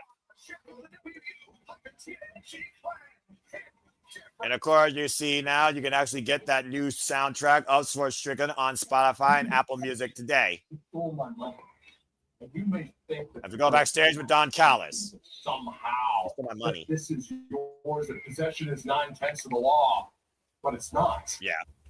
You see, I am. You see, I am prepared To drag you through the courts and put you in the poorhouse to get my money back. But I would much rather get my pound of flesh. I have got all the best athletes. I've got to catch them. I mean, again, he really does have all the best athletes, if we're being perfectly honest. To JJ's point. Manchester. And in Manchester, Yeah. let me get my pound of flesh and let's go 3-on-3. My man against you and a partner. Winner gets the $1 million. If your glow is set. Oh. Don Callis with $1 million challenge as the Continental Classic continues this commercial break for television. Well, that's a statement and a very pricey one. I don't believe in gambling, but $1 million, even under freaking the foreign exchange rates, that's bonkers. Now, it does make me wonder, though, who could be the partner at Cesaro, and of course, talk about the Armors Don Callis family. Let's see. Josh Alexander taking on Swerve Strickland 1-1. He's out. Of course, Josh was the one that helped the Young Bucks win against Kenny Omega and Jurassic Express at Full Gear before the Young Bucks had a change of heart, whatever you want to call that. I do wonder who they could get as a partner. It seems too obvious to be that. I'm thinking. I mean, the Don Callis family, they're the enemy of the AEW roster. But we are going to Cardiff Wells across the pond, bruv. So, it does make me wonder. I'll figure more about it later. Anyway, let's go ahead and take a look at the comments here real quick while JJ might also be thinking about something else, whether it's Statlander versus Blank or whether it's the Don Callis family $1 million bankrupt that might happen here. Says, I'm interested to see Chua Shibata's fingers taped up. Curious as to why unless he makes a stronger grip. Barely saw him tape one, not two fingers, like most wrestlers have done. Well, for all we know, he might have a bad finger. At least he's not making an excuse. Well, anyway. Hi, JJ. What's on your mind, man? Nothing much. That's not a bad thing. We're just chilling here on Dynamite. He finally cooled off after, again, to bring people up to speed so far, we crowned our inaugural AEW Women's Tag Team Champions. It was the Babes of Wrath. Willow, Nightingale, and Harley Cameron beat Timeless, Toni Storm, and Mina Shirakawa. We also saw in Continental Classic action, Jungle Jack Perry take on Ray. Just leave that there for a moment. Just leave that there. Yes! Yes! Yes! Yes! I'm very happy. Yes! Congratulations. That's women's professional wrestling, damn it. That's women's tag team wrestling. Good start. Don't fuck it up. Don't invent the wheel 7 times and expect it to be better. Anyway, no, it's not a different conversation. As you all heard on last week's shenanigans, that was quite a prime topic of conversation. So please, if you haven't already, go back and rewatch that with me and a gaggle of fools as I had to moderate the madness once again. I don't know why it's becoming more of a regular thing for me. This is becoming a bit more ridiculous. That's not my shtick. Between work and the occasional times when I spoil myself. Which you should. Shit happens, bro. I'm messing with you. I know that. Lord knows I'm the hardest working man not named Walter Cruz or JJ Williams in this freaking gaggle of fools, put it politely. Anyway, And if you really want to make Noah regret life's decisions. Oh, bloody hell. Why you do this? Why you do this? People are spending too much money on the next Nintendo Switch or spending the most luxurious toys for their children to go into Walmart or Target the next day in the return line. They don't have the money for that. They got to worry about spending $20 on a freaking Christmas ham. They don't got money for that. Come on now. Stop it. Seriously. Stop it. You know, Noah. Why Small Stoke is talking absolutely nonsense. Continue. This is the fourth one we've done of these. You know, the more you fight it, the more they turn out in droves. Nah, it's just Dominguez says, and eventually their wallet has to run dry. Dominguez says, you spend your money on John Cena's last match. Stay in your lane. Focus on your education, Arlene. Emmanuel, you're about to get chocolates up the ass after your freaking tomfoolery, all right? You ain't doing nothing. Stop that! What the hell? So it sounds like Small Stoke just decided that FTR will defend the AEW World Tag Team Championships against the Bang Bang Gang. But you will be able to declare that you're going to be at the back of the line and the back of the you're ready to declare back of the line. That division. Why does Stoke look like he's homeless? Top guy's out. Well, apparently, I guess we got our follow-up match. Meanwhile, round one, player one, fight! Time for some. Did he say when it's going to be? Was that going to be Saturday in Cardiff, or is it going to be at Holiday Bash? I'm pretty sure, because that's the only date they're literally doing across the pond. I think this Saturday, we just got our main event for the AEW Tag Team Championships. I think it is going to be, graphic yet to be showing up. FTR versus Bang Bang Gang, Austin Gunn and Juice Robinson for the AEW Tag Team Championships. In the meantime, it is time for our semi-main in the Continental Classic Gold League action for the night, with the Protostar Kyle Fletcher looking to send only the block of the entire field against Speedball Mike Bailey for the first time ever.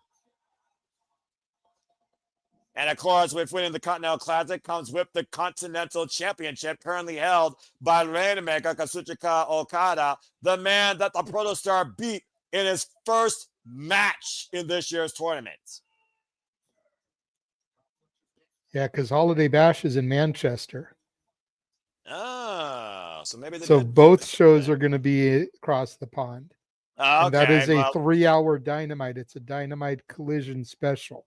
That might make more sense as we go to Renee Paquette to hype up this big fight. I love this sports-centric feel.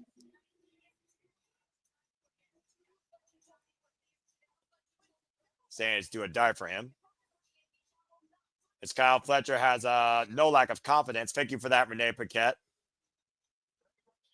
And Kyle Fletcher, former TNT champion, said that by the end of this, you will say my full name. Testing the friendships of the Don Callis family that he thinks he has with Okada and Takeshita, looking to win his first Continental Classic. Remember, Kyle Fletcher in last year's, folks, made it to the semifinals. He lost to Will Ospreay, but he won his block prior. Bell reigns are underway. Referee for this contest, Rick Knox. For once, not for a Young Bucks match. And thankfully, Ospreay isn't in it this year, so that you would figure has to give Fletcher a better advantage. Do you think Will Ospreay was the only obstacle that truly held Kyle Fletcher down from winning the Continental Classic? You think if someone else was in that spot, he would have won last year, despite the fact he would have been taking on the Rainmaker? I don't know.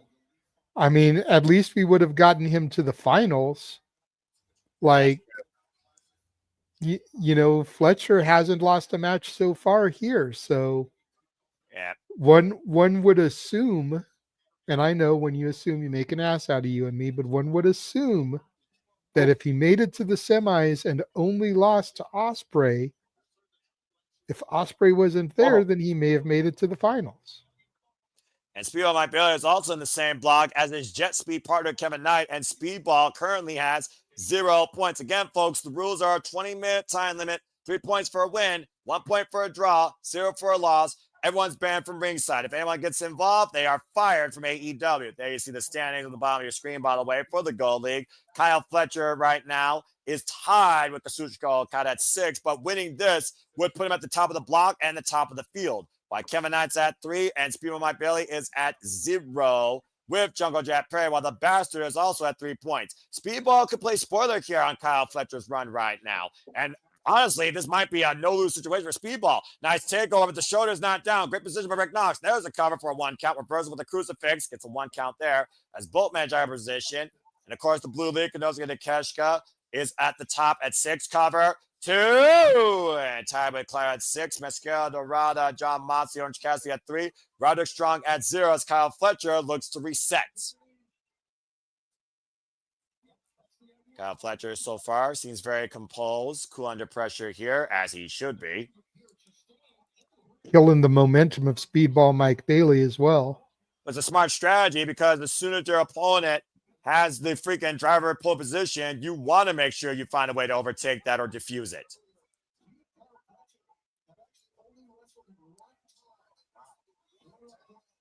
And the fact that Kyle Fletcher and Speedball Mike Bailey have only wrestled 1 other time in their respective careers really goes to show the rarity of these 2 incredible athletes. The last time Speedball Mike Bailey and Kyle Fletcher wrestled each other, folks, was RevPro in 2018. And, of course, we've seen the evolution of the Protostar and, of course, the rise of Speedball Mike Bailey, one of the best wrestlers to come across the border from Canada, bringing total nonstop action and lightning fast, furious offense here across the entire wrestling scene before signing to AEW. Get to the midsection by Kyle Fletcher, pointing the elbow to the spine. Of course, Kyle Fletcher, who literally last year, joining the Don Callis family at Wrestle Dream and betraying Will Ospreay, saying, "I am nothing like you." I would argue, JJ, Kyle Fletcher's been one of the biggest breakout stars this year in AEW, if not the wrestling business. 100%. That's why he was nominated this year for the Simply Reliable Studios of the Year awards. And Stan, nice moonsault, Speedball with a black belt, of course, in karate. And in MMA, nice kip up there by Speedball Mike Bailey. The only man I know that can sport bullets here. And Speedball to the inside, man!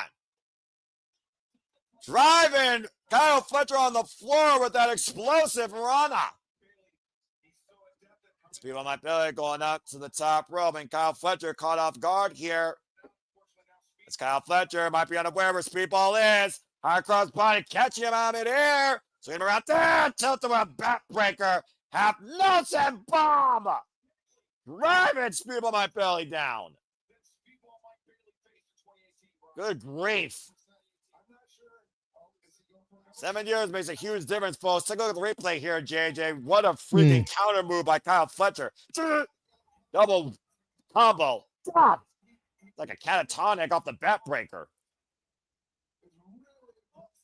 And Kyle Fletcher right now in full control once again. The Protostar, former Ring of Honor World Television Champion as well. And Kyle Fletcher again could literally command the entire league, let alone the block, if he wins here tonight and possibly eliminate Speedball Mike Bailey. It's the barefoot up now out of this second rope. This will drop kick. Kyle Fletcher sent up and over. Speedball slid to fall up, though. Damage done.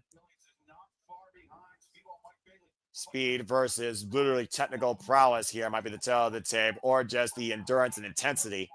Velocity versus intensity might be the tail of the match here. Nice round kick by Speedball. And now Speedball looking for the shooting star, but Kyle gets out of the way. Now Kyle, look at the Speedball, look for the brain buster, pointing the knee to the head. The side step, Speedball to the outside. Kyle Fletcher falls through, low bridge to the outside. And Speedball right now looking off the second rope. Oh, man! Incredible aerial offense with the corkscrew moonsault. Asai moonsault, Speedball Mike Bailey in firm control. Take out the replay here, JJ. I thought it was just going to do a standard moonsault, extra torque with the Asai variation. Right now, Speedball Mike Bailey needs to bring Kyle Fletcher back inside the ring. I would dare say no one wants a count out win in this thing. No. We're going to focus the attack here. And again, Kyle Fletcher going to the outside, creating distance. Speedball, though, looking to be in hot pursuit. Needs to be cautious there. Oh, God. Caught with a front kick. And now Kyle, what the hell? Oh, no.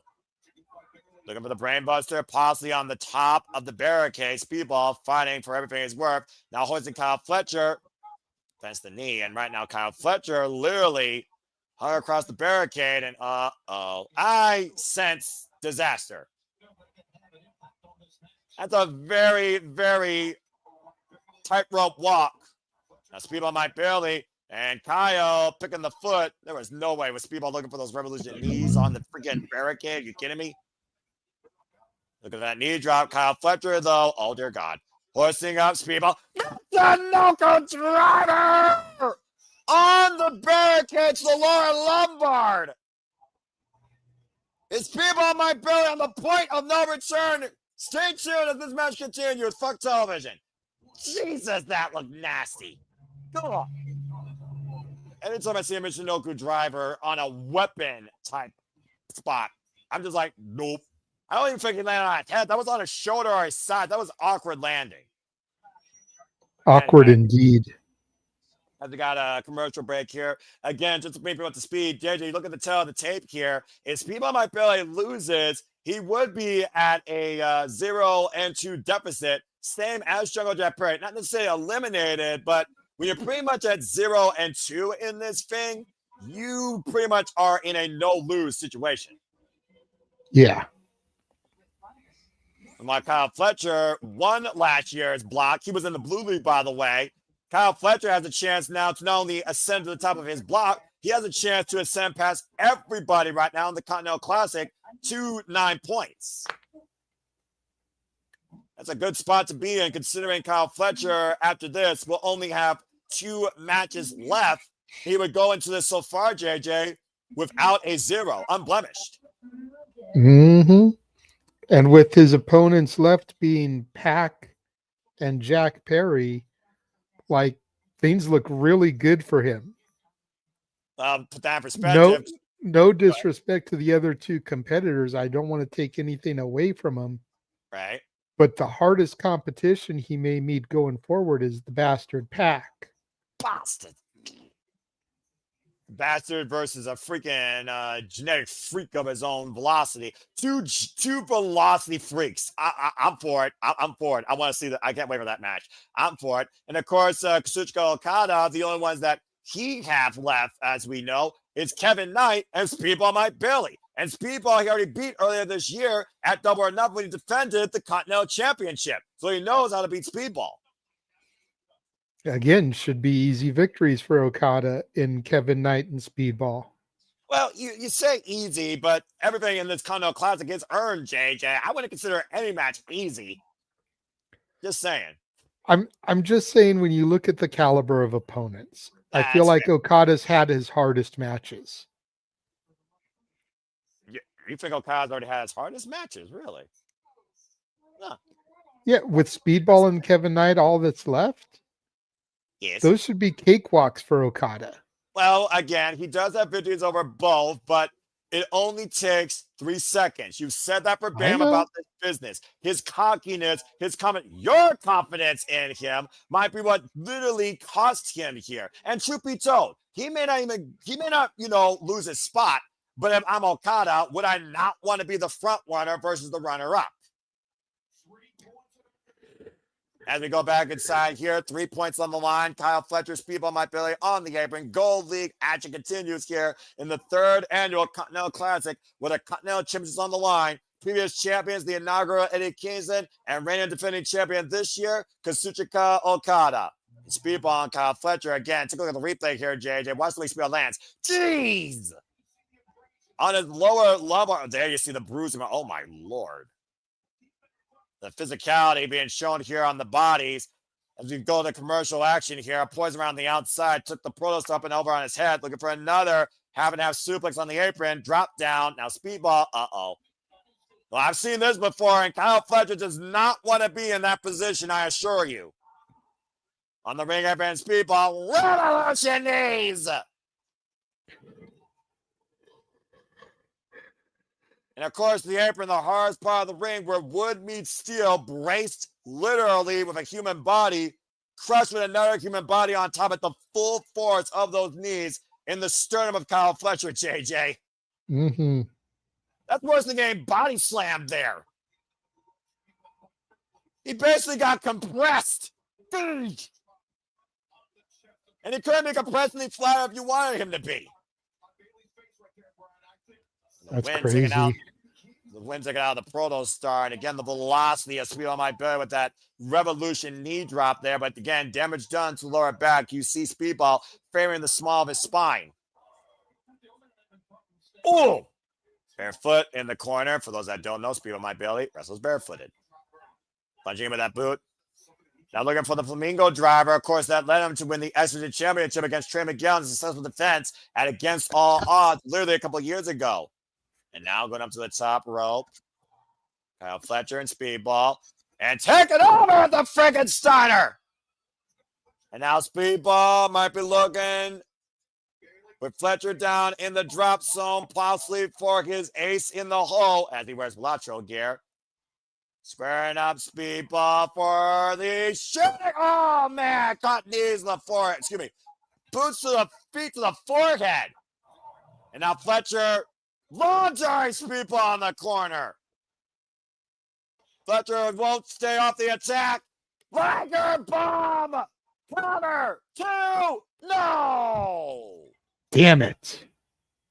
Yeah, how's that for your easy victory? And right now, again, unable to pick up Speedball. That might have just been a burst of adrenaline there, JJ.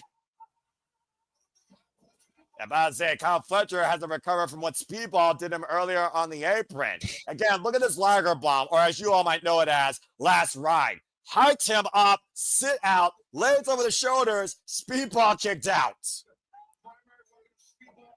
The fans coming unglued right now for this match.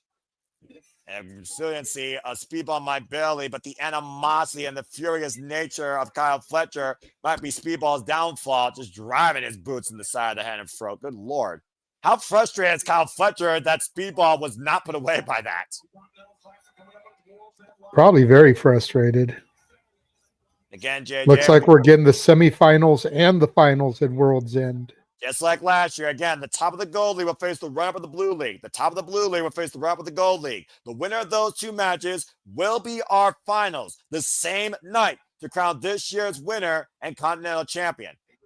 And now Kyle Fletcher and Speed on my belly and a test of spirits with these knife-edge chops welcoming in this offense and punishment. Intestinal fortitude right now is being determined. Or for my Mortal Kombat fans, test your might. Oh, Jesus! Saw the sweat fly off Kyle Fletcher's chest. And Speedball presenting himself to Kyle Fletcher. Oh boy. Went for the kick. Oh! Speedball miscounted. Matrix.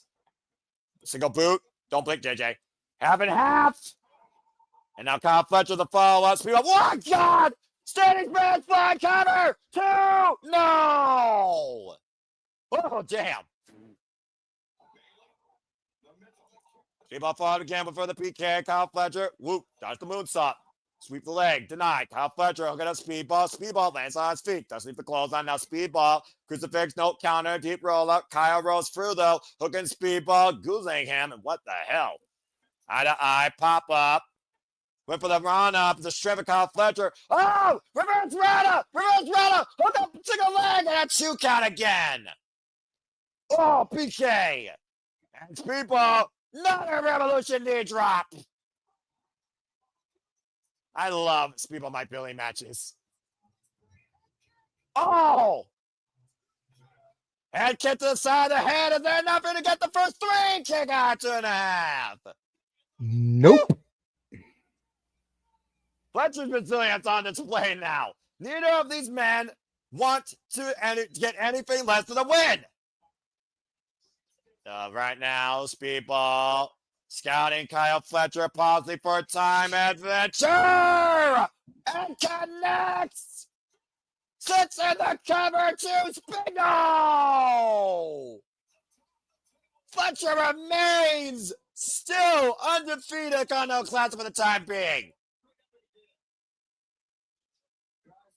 The thing is, though, Speedball My Belly was covering the right side. He had no body weight on the left shoulder, and that's what Kyle Fletcher used to kick out of that cover. Body disposition, JJ. Might have cost Speedball there. And now Speedball scouting Kyle for the second kick, and runs into a super kick. Or rose to a super kick, jeez. And now Kyle, runs into a super kick by Speedball. Roundhouse kick connects again. Rocks the Pro Star of the corner. Tornado kick follow-up connects to Kyle Fletcher. And now Speedball up to the second rope. Scouting Kyle for Ultimate Weapon. Billy with the cover. 2. No. You have to be fucking kidding me. What a freaking... I knew it was going to be the most competitive match of the night. The will to survive. To preserve your undefeated streak you lost last year. And the fans are on their feet, and rightfully so. This is professional wrestling, damn it. Take a look at this, JJ. Watch the landing. He crushed Kyle with that. Hook of the far leg, back press, and somehow Kyle got the shoulder up. And right now, Speedball My Belly scouting Kyle on the floor, possibly looking for another Revolution knee drop. Oh, no. And crashes on the mat. Now Kyle, apron power bomb. Against the apron, the hardest part of the ring. Now Kyle Fletcher again in hot pursuit. Running in with a flying kick. And it might be in here with a Brain Buster. Cover 2 and cut. No. What? What? We gotta be near the 20-minute silence. Someone get a stopwatch for me. How the fuck is Speedball still in this? Speedball somehow refusing to die as well as not had his help bar reach 0%. And now Kyle is out of the corner. Sends a flip powerbomb. Kyle Fletcher holding on the turnbuckle, unable to. Powerbomb, roll through, reversal. Speedball with the cover too. Kyle kicks out. Breaks free. Both men looking for that first strike. Both men connect. Open palm strike. Watch out, lariat. From Fletcher. Okay, now Speedball again. Looking for the Pro Star Brainbuster. Speedball counter. Looking for wrist control. Oh, wait a minute. Holy shit. Cover. Speedball wins. Speedball wins. Speedball wins.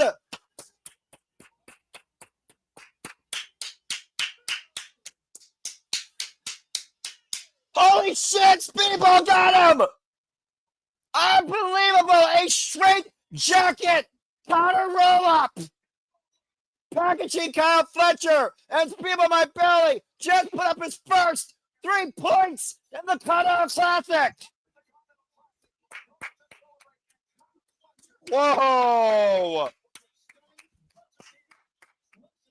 JJ, Kyle Fletcher looks as stunned as you. Incredible. There you see it, folks. Kolkata and Kyle are tied at 6 with 2 matches left, and Speedball joins the field at 3. Everybody except Jungle Jack Perry. What an incredible fucking match. That's professional wrestling, damn it. Holy hell. And this is why I love this business.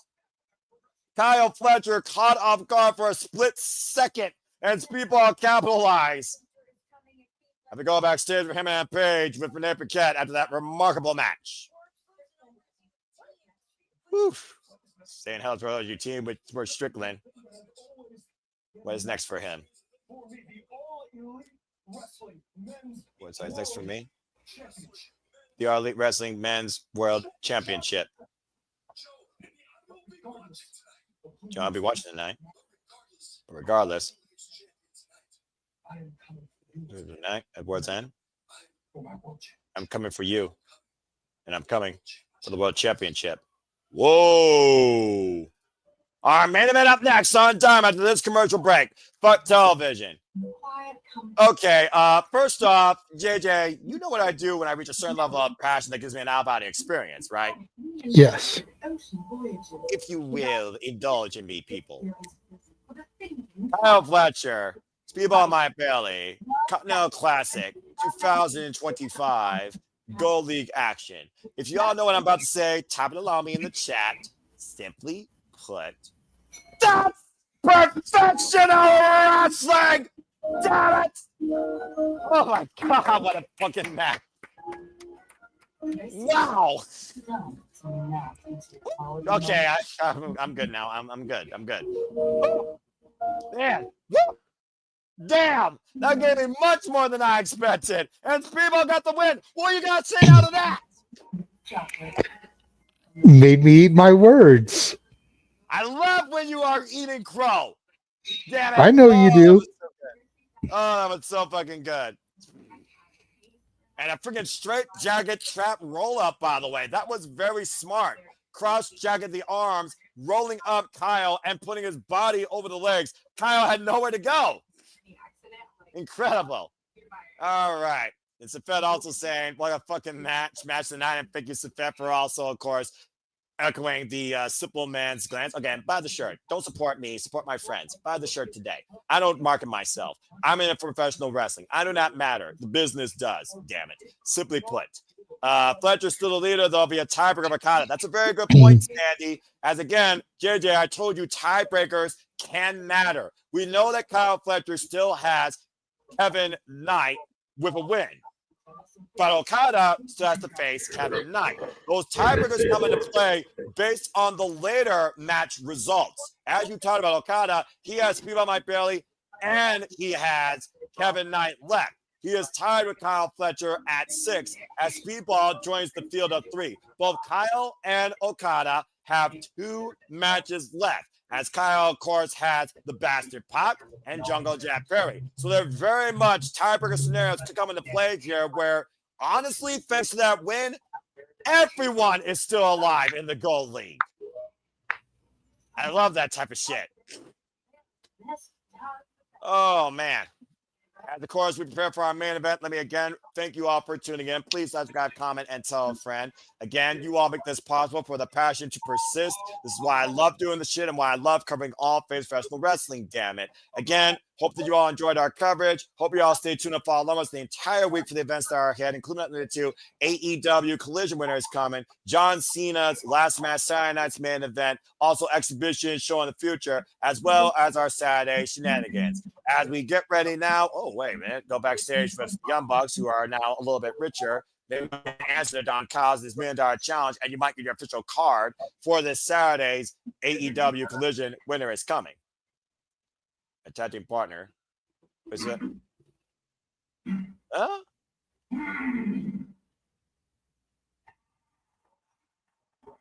Point. Ah! That dinosaur's smarter than I thought. The Young Bucks knocking on Kenny Omega's locker room. Oh, hello, Kenny. How are you? We'll do this one more time.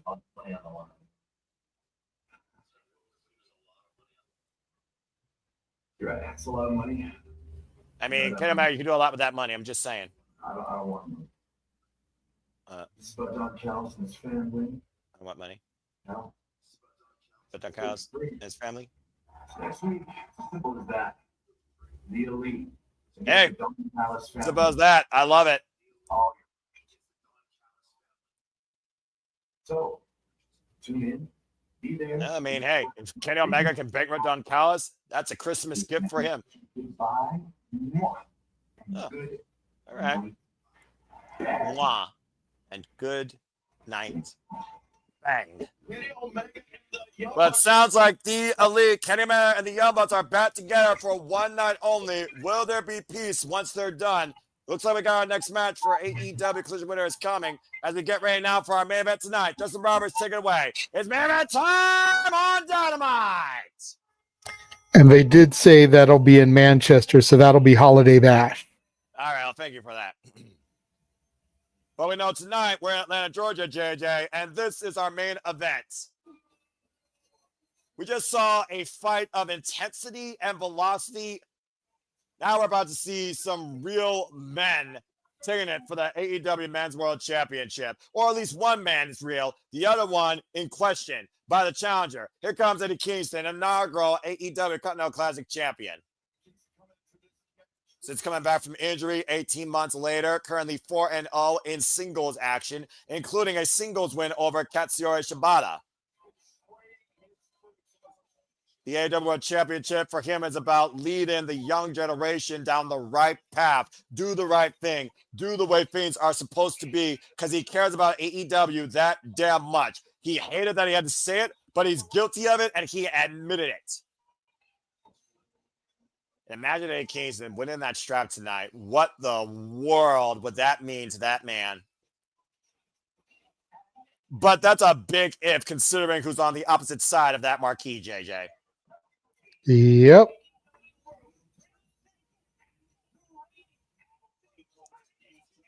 And of course, escorted, talking about the young generation, Samoa Joe being escorted by Hook. Of course, Samoa Joe is also still 1/3 of the AEW World Trios champions. Now, a two-time AEW World Champion, as we heard him on page, has called out the champion for a rematch at World's End, whether or not Samoa Joe or Eddie Kingston. And of course, you could talk all night about Samoa Joe when it comes to how real this man's been in the business, JJ. And no question, going back to the early 2000s in Southern California. California. Of course, Orange County, California. I mean, I do get Eddie Kingston's point about leading by example, but Samoa Joe has been a guy leading by example, whether you agree with it or not. 46 years of age, 26 years in the game. There you, of course, see the AEW Men's World Championship that is on the line tonight. Former Mr. TNA, former Mr. ROH, now the face of AEW for the second time. Bell rings are underway. Senior official Paul Turner for this first ever one-on-one contest. Eddie Kingston really talk about Samoa Joe's incredible run as Ring of Honor World Champion that encouraged him to go into this business. Looked at him as a role model, JJ. You mentioned Mr. TNA, Mr. ROH, but you forgot Mr. Standing Ringside in a yellow poncho. Well, we don't talk about that for reasons, but also he was Mr. NXT for a duration too. My NXT! But we got two in-ring veterans regardless how you cut the slab across this. By the way, folks, this is their third one-on-one encounter. The first time they faced each other was 2007 in FSM. The second time they faced each other was the same year in PWS Revelation. They have shared the ring before, though, in AAW in a three-way eliminator, and they also first met inside the Cage of Death in Ring of Honor in 2006. Of course, on opposite sides, Team CCW, Eddie Kingston, Team ROH, was Samoa Joe and company. And Hook being ejected from ringside by Paul Turner, caught red-handed. That wasn't smart, idiot. Again, AEW World Championship matches, folks, have a 60-minute tournament. We will stay with you the entire duration of this match, because I guarantee we're going in overtime. It's all about these two men. As again, AEW Dynamite is trending on the X. And of course, you could be part of the conversation. Hashtag AEW winner is coming. Speedball and Fletcher, hell of a match. Continental Classic is such a beauty to watch men. Yeah, I gotta agree about that. This crowd, y'all, this crowd's been on fire tonight. This has been a hell of a great crowd, by the way, too. Atlanta, Georgia, you came out and showed out. Good on you. And right now, Samoa Joe getting the better of Kingston here. Again, you see Samoa Joe just squaring up, JJ, waiting for Eddie Kingston to just get up to his feet just to knock him back down with a straight jab. And this is the methodical, dangerous, lethal approach of the Samoan submission machine. Oh, jeez. What are the elbow to the top of the head of Kingston, crowning him in a whole different way. Good Lord. I feel like Eddie Kingston right now doesn't even know where he is. He's just literally fighting on instinct. As he said, this is where I literally find my peace inside the squared circle. And Kingston right now, who tried to just get the better of Samoa Joe with a stiff shot and Joe with a stiff knee to the midsection.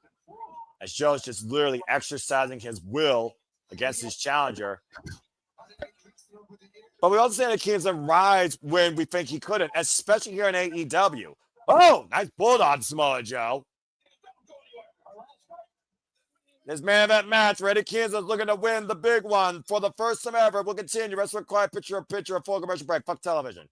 Eddie Kingston, by the way, folks, is 43 years of age, been involved 23 years in the game. And ironically enough, he was also assistantly trained by Kevin Knight. Of course, Samoa Joe, his accolades are as old as time itself outside the poncho that JJ wanted to bring up. Former Ring of Honor World Champion for 645 days. And of course, we are Pure Champion for 112 days. The man that redefined what the X Division was. Talking about how it's a division of no limits, of course. Former 5-time X Division champion, JJ. Yep. One of the best trilogies in wrestling during that 600-plus ROH reign. And, of course, former GHC Tag Team Champion alongside Magnus. You all know him, of course, better as who you now hear on commentary, of course, Nigel McGuinness. Former Ring of Honor Television Champion, the longest reigning, might I add, Ring of Honor Television Champion in this company's history at 574 days. Former Ring of Honor Pure Champion as well. And as I talked about earlier, now current 2 WWE Men's World Champion, where, again, the first time he won, ironically enough, was at World's End. Imagine this year being his end at World's End if it's the Hangman or somebody else. Just saying. For those that follow AEW history like me. That I'm better than you, and you know it. Anyway, that being said, because my name, I'm not doing that shtick. I'm not that. Anyway, although my name does have the same amount of syllables to a degree as our favorite scumbag, but that's a whole different conversation. Again, folks, as we talked about earlier, JJ did point out this weekend is AEW Winter is Coming Collision. We know we got Julia Hart and Sky Blue Sister Sin taking on Jamie Hayter and Chris Statlander, and Mark Briscoe defending TNT tournament against Derek Garcia, as well as Samoa Joe versus Swerve Strickland. As with that Holiday Bash, and $1 Million Trios match will be on the line, as of course we have the Elite for one night only, the Young Bucks and Kenny Omega, thanks to Luchasaurus pointing out the right person, taking on Don Kyle's fan for $1 million.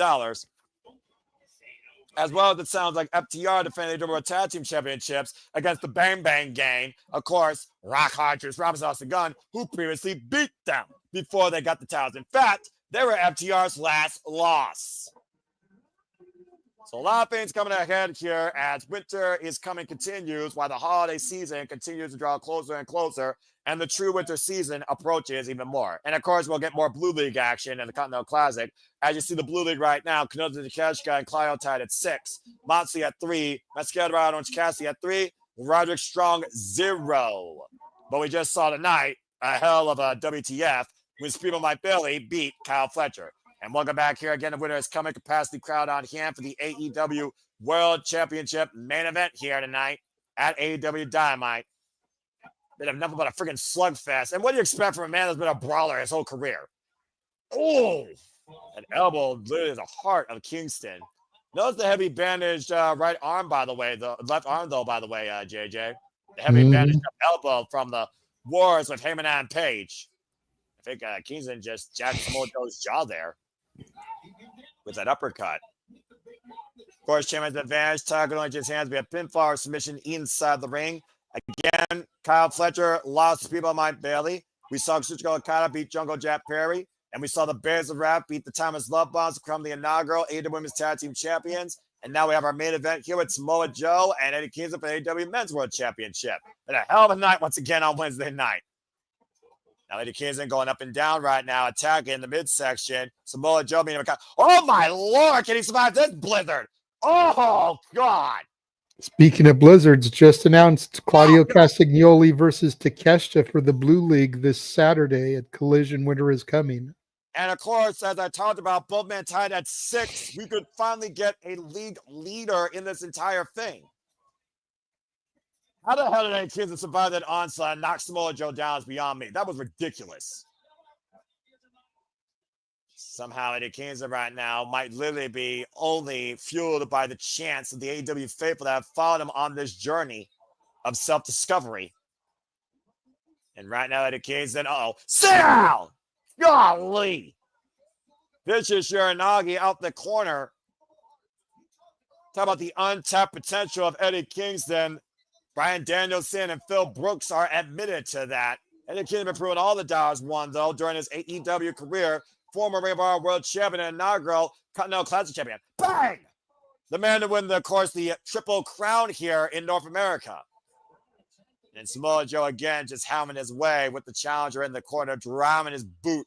A little bit of face wash there. The humiliation with that move, seriously, versus the destruction of the epidermis. And now Samoa Joe running through Kingston with the boots.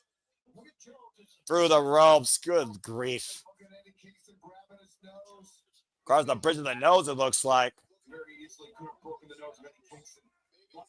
You see it right now. Of course, Eddie Kingston once did have a fractured orbital bone. The flat of the boot across the face of Eddie Kingston right there. Both mental and physical in that move. Samoa Joe and Eddie Kingston again, slow to stir. And Samoa Joe again, slow to follow. Eddie Kingston right now just trying to hit anything that moves. And Joe just teeing off, picking his spots here. Fans, of course, loving this right now, trying to wheel Eddie Kingston in this. Who wants to, again, lead by example, teach the young generation what it means to do things right. That's saying something considering Eddie Kingston's career. Right. Eddie Kingston's been the antithesis of doing things right. Well, if nothing else, JJ, there's another R word that defines Eddie Kingston his whole life, whether you agree with it or not, and that is real. You may not like it, you may not agree with it, but whatever Eddie Kingston has done, he's kept true to himself. I'll give him that. Samoa Joe again, staggered, still stands on his feet. Eddie Kingston running through him again with the lariat. Now staggering the AEW Men's World Champion. And walk shots! Power slam on Samoa Joe. Counter kick on two. Damn. It's almost like Joe was playing possum there, JJ. Good grief. The torque on that. It keeps up Samoa Joe on the way they just pop for that power slam. She's the Viper, Randy Orton. It's amazing how much Samoa Joe moves so fluently still in his career. A man his size should not move that quickly, JJ, or be able to react that quickly, in my opinion. Traditionally, no, but when it comes to professional wrestling, you've got to have that endurance. Samoa Joe has endured for over 25 years. To your point, speaking of 25 years practically, we will see John Cena for the final time in his last career. Saturday Night Saturday's main event, folks. Stay tuned for more on that as it takes on the ring general. Gunther and the Kingston right now going to those chops. But you see Samoa Joe meeting back with the Kawada kicks to the forehead, dropping Kingston down to his knees. This is a battle of King's Rows if I've ever seen it. And now Samoa Joe off the ropes. Kingston! With an exploder, but didn't get all of it. The cover, high angle tail kick out by Joe at 2.5. Kingston dug down deep for that one, though. Take a look at the landing here. Dropped him right on his head. Shout out to Jun Akiyama, one of his all-time great heroes. Probably looking for that Northern Lights bomb. The front face lock. Up in the shoulders. Oh, God. That by driver. And now Joe. Uh-oh. The STF applied. Step over Toho face lock. Oh, wait, the kid, the bottom. JJ, you saw that solo salute, didn't you? Kingston frees himself from the STF. Yeah, I wonder who that was for. DDT! Mm-hmm. That's how I beat Shibata, but Joe rode the outside of the ring. Which means that Kingston can't go for the cover to try and win the AEW Men's World Championship, where Hangman Page looks for the winner at World's End.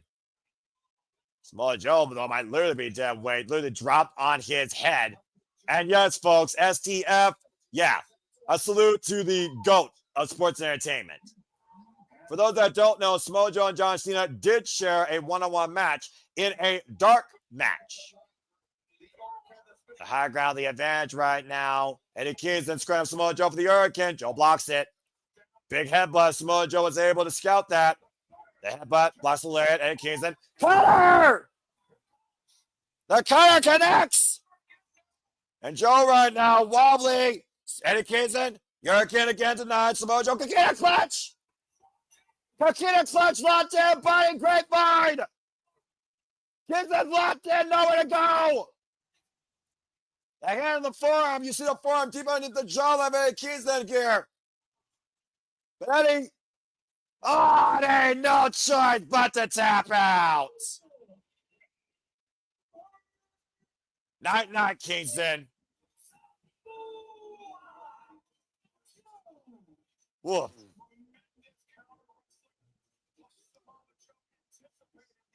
Tremendous outing by Eddie Kingston. Great heart, but Samoa Joe proves why he is the realest lethal player in this business. Still AEW Men's World Champion, incapacitated Kingston. I think Eddie Kingston got the real Samoa Joe, JJ. Just saying. Yeah, I think he did. I don't think he regrets it, but again, Eddie Kingston, unfortunately, denied the AEW Men's World Championship. And there we go. It is official. The Elite versus the Don Callis family next week at Holiday Bash. $1 million on the line, and look who's representing it, by the way. Hachishiro, Kazuchika Okada, and Konosuke Takeshita in Manchester, England. And also, Jada, you were right. FTR will also take on the Bang Bang game for the AEW World Tag Team Championships. A special 3-hour Dynamite collision next week on TBS, next week Wednesday night. And we also bring back the Diamond Battle Royale at Holiday Bash. Almost makes you think that MJF will be there for that because he's the current champion. He's won it every year. Well, time will tell, but for right now, as we bid you a fine adieu, for the Renegade Wrestling, JJ Williams, I'm the Seminole Foster. Winter is coming concludes, but winter is just starting for all of us here at Seminole Studios, for all the wrestling content, all of you. Until the next time we see you on the screen, in and out of YouTube or the spaces, thank you so much for tuning in. Make a positive impact in life. Have a good night. And congrats again to the Babes of Rap, the inaugural AEW Women's Tag Team Champions. JJ, cut the fucking feed. Yes.